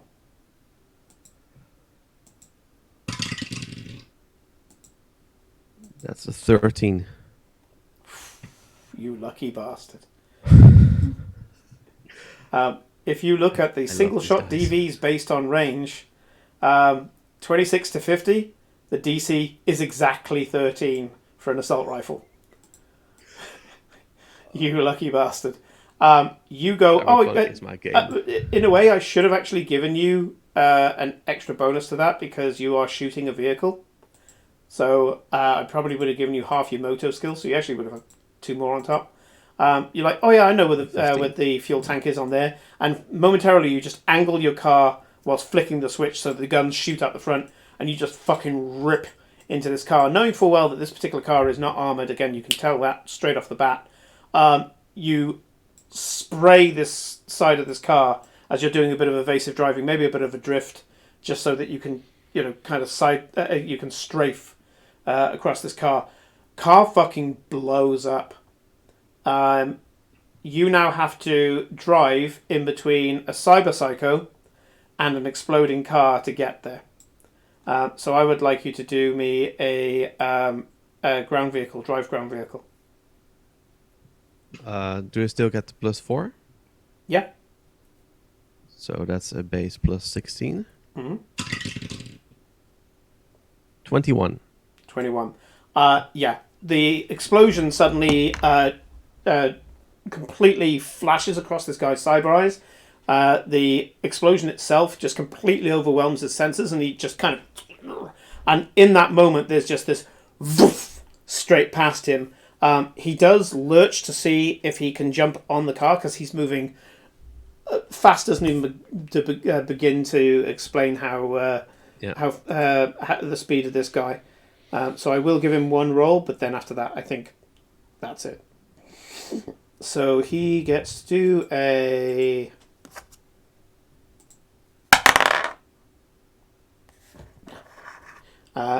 you had 21. With his +16 athletics, and the 2 I got on the dice, that's only 18. Basically, his pinky kind of just about gets your fender and just kind of dink as you go straight forward, and this guy hits the fucking dirt. Bang. You have a feeling that that's probably enough to set this guy going full Cyber Psycho, so probably everybody in the neighborhood is going to be dead in the next few minutes, and Max Tack's coming in. But you don't care. You're gone. I mean, it's like, that's somebody else's problem. Yeah, I mean, can they just take some shots behind while I'm driving away? Around? Yeah, I'm going to say for flavour, maybe you've got a rear gun, whatever, yeah. And you just kind of, as a kind of insult on the way home. Yeah, just for fun. That's an 8 on the dice. Mm-hmm. And what's your shoulder arms? My shoulder arms is 6. 6. Because you can choose the sweet spot. You can choose the range because you're going away, and just like wait for it. And as he's getting up, he's like, roll me 5d6. You said I only need 1d10, so I don't have. He's in the process of getting up, so I'm not even going to get him to evade. I'm going to do with virtual dice roller because you said we only needed a d10. Yeah. Yeah, so we do need d6s when you do damage, apparently. Yeah. Sorry, there is. I forgot about that. You do need the d6. How many d6? 5.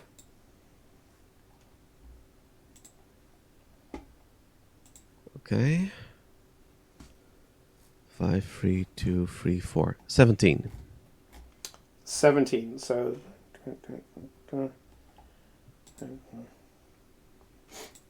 You did a tiny bit of damage. Yes. It was more a message. Oh yeah, I mean, you did 6 points of damage against this guy. I mean, it was fairly good. Yeah. I mean, he'll remember you, assuming that Max Tack don't take him out, or at least he'll remember the car. With a satisfied smile, we race on. Yeah. You don't stick around when there's a fucking Cyber Psycho on the loose. Yeah. You just don't. Yeah. You can be brave whilst hurtling away at top speed. Yeah. It's time to wrap this up. You get to the front of the Funhouse, and you notice that there is there's a bit of a kind of tense atmosphere around it. You are not new to this. You can read a street. Everybody's just looking at you the wrong way. And I say everybody, it's just a bunch of gutter punks that normally just should be just sat around, but they're clearly all there on lookout. You drive past them because, if you stick around, it's not worth it. But you do need to get a vantage point. You find a place that that you'd be able to climb easily and maybe get a view on what you suspect is the Funhouse. But there's only one thing left, and there's somebody that's guarding pretty much every section. And you find a section where there's just one person there. He has clearly got cover. And as you come up, because the car ain't exactly quiet, you kind of consider your tactic. And for the sake of brevity, this is the tactic that you guys know will work in this situation. He's got cover. Spraying him with gunfire isn't going to be able to help. Get him out of cover. What you need to do is the car version of a halo jump. And that is, you need to come in fast and hard so he doesn't believe you're stopping. If he hears you slowing down, he'll get himself ready. You come in fast and hard.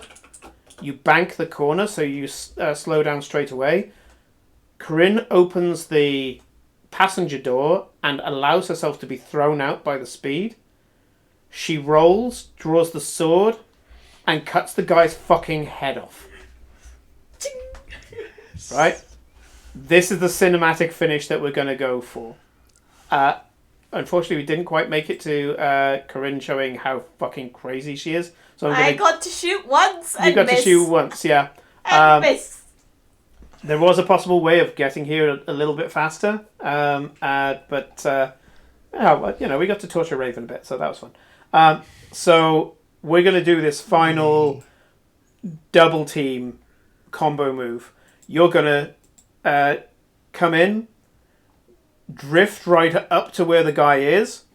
She's going to open the door, leap out using the impetus of the car to do so. Basically, commando roll like right next to him, come up, and karmic strike his head off. If she succeeds, he won't be able to press. He won't be able to basically send out a signal to say that you're here, and the thing will be perfect. If not, it'll be messy, but you'll survive. Okay, this is a prestige moment. Okay, in fact, I'll say that if you manage to do this perfectly, Canvas, knowing that she's got a completely stealthy approach, could probably go in and get the kid before he has to run the funhouse. Okay? Okay, so what do you want us to roll? So, first of all, Hermit does the setup roll, which is another drive roll. Yep. And I get +4. +4 on top, yeah. So that's +16. That's a 9 on the dice. It's 25. That's 25. okay. Needless to say, Nomad does this is why Nomads are fucking beautiful, by the way. You could place that car anywhere you want, yeah. To the point where as you stop, you manage to get rid of that speed. Even though you stop at the last second, you get rid of that speed so perfect that the car goes up on two wheels just momentarily, and you're like, and back down, right? Exactly where you wanted it to be. Karin, I want you to do me, let's see, it would probably be, athletics could be it, or, let's see. Yeah, actually I want an athletics. I want an athletics out of this. Okay.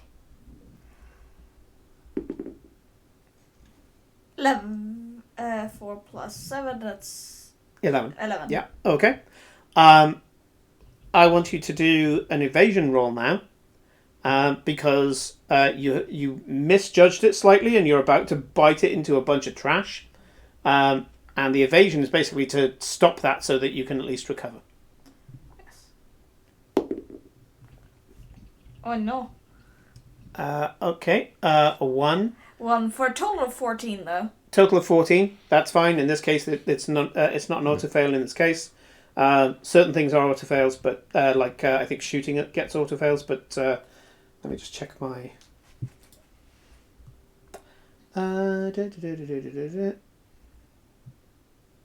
Oh, okay. So for a 1 in this check, roll the d10 again and subtract it from the. So you've got, was it 16 now? 14. 14. Roll that dice and subtract it. 6. 6. Okay. So you take. You've got armor on, yes? Yes. How much armor have you got? It doesn't say on here. It's under weapons there you and go. armor. Head and body. Okay, that's no problem. You only take 3 points of damage, and your armor is reduced to 10 Okay. for both head and body. Yeah, I can't. So yeah, it's not elegant. The guy is startled. He's like, "Fuck me!" I'm not going to get you to roll initiative because you would beat this guy in your sleep. I want you to do a single strike. It can be a cold shot to take his head off, so it has to be a cold shot, I think, to take his head off. Yes. So I would like you to do a melee attack at -8. It's -8, but I get a bunch of bonuses. And what is my combat bonus, please, Danny? Your combat bonus is +1. +1. Yeah. What is the other one I have? What's the other plus? You've got +1 initiative and +1 to hit. That's your current configuration. But I got like 3 points in one and 1 point in another. To get +1 to hit, because it's so rare, it's 3 points to put it in there. Extra, can you just double check Yeah, I'll and show you. read what it says? because I tried to read what he said. Precision attack. For 3 points, you get +1 to any attacks made. Okay. Yeah. 'Cause It's an very attack, rare. not a It's skill. very rare in this game that you can do that. Yeah. Because it's an attack, not a skill. Yeah. Okay. Whereas initiative, it's 1 for 1. Okay, so 14 minus 8 14 minus 8 is +6. plus 6. Okay. And you're rolling against this guy's evasion skill. Okay. Okay. 15 with a 9. And this poor motherfucker has... No head. Okay, so he gets 1 on the dice, and he gets +6, which is 7. Yeah. So he fucked up. Does he need to roll a dice? Roll and your then- sword attack and double it. Your sword damage and double it. Does, Is that a crit? Does he need to subtract? It's a headshot. When you do a headshot, it's double damage. No, I mean, does he need to subtract his because he rolled 1. Does he need to subtract? Roll and subtract? Actually, that's a good point. Yeah. That's a good point. He got a -3. Does that do anything special, or is it just? Let me check.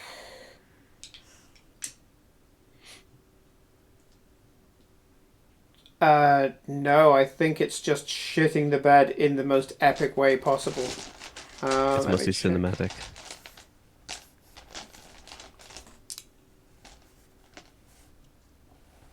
Make it glorious, Karin.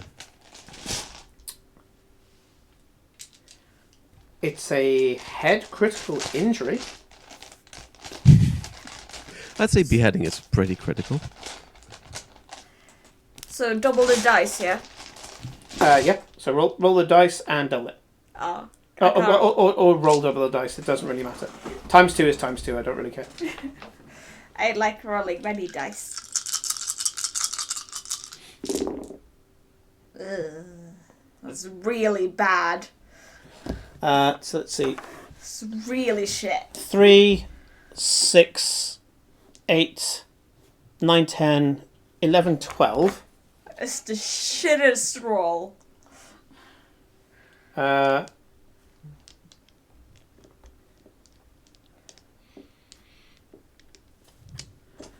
then roll me 2d6.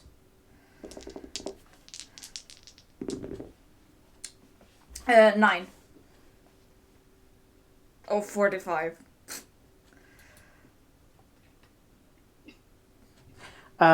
Damage for aimed shots to the head now increases to ×3. But I assume I didn't do a huge amount of damage with my, like... With your heavy melee weapon, don't forget it's a rate of fire 2. Yeah. You do For a 2 reason. attacks. Yeah, so you basically do the shing shing. So roll again. No. Well, hang on, it's compared to his... Well, it's still 1. no, you just... I got that wrong. You just roll another dice and roll subtract it. So roll another dice. Okay, 14. So it's 14 No. minus 9. Hang on, wait there. 14 minus 9 is 5. And he... Oh, shit. He's on... -2 to all actions. He doesn't... you don't manage to chop his head off. But basically, the follow-up is that he is so heavily damaged that Hermit can basically just come out with a gun and just go boom and blow his head off. That would make noise. Unfortunately, you didn't manage to make the rescue yourself, because this is where I'll wrap up. But what you have managed to do is get the exact location. The second that you say, right, it's here, here's the picture, this hovercraft comes all the way down, and it stops about 10 foot off the floor, and these quite heavily cybered up max tac guys just jump out, no rope, nothing like that. They just jump out. There's pistons in their cyber legs that just allows them to hit the ground running. they run straight in, and there's the sudden repetitive flash of gunfire. You both get a call, and Theta says, "Well done." By the looks of it, I'm watching through the eyes of the tactical unit now. Your account is about to be credited, and you gain 1,000 each. Thank you very much. We didn't get an extra. You didn't get any extra, no, because you had to have karmically struck. If you had landed the second blow, this guy would have been dead. So very dead. I rolled shit. Well, it happens. It happens. Yeah. Anyway, this is our first foray into Cyberpunk. The horror element, of course, was the braindance. And I hope you enjoyed it. We are going to be trying some more Cyberpunk Red and some other different Cyberpunk systems as well to see if we can find the perfect system, because there's a scratch I need to itch. But for now, we are going to be... let's see, how many people have we got in? Is it worth a raid? No, we're not going to raid tonight. We're just going to chill out. It's a Friday night. So join us tomorrow as we go back into some more consistent horror for Call of Cthulhu. And that is with the lovely Helen, who is going to be taking us through some mythos horror. And then we're going to finish up on Sunday night with some D&D. And it's going to be a horror speed run. So it's going to be more... I'm not going to say the word. I hate the fucking word. But it's going to be more cute spooky than it's going to be terrifying. I decided not to go for super high horror this year, because last year I did The Escape from the Farm, which was a lot more into that. So join us tomorrow for Helen's game, and on Sunday for the final part of Halloweek. See you then. Let's see if I can Good get night. this boy. Hey, Julian. You going to try to get him on screen before we go? Yeah. Come here, baby. Come here. He's got wise to your allure. Yeah. Never mind. Anyway, good night, guys. Good night. Good night.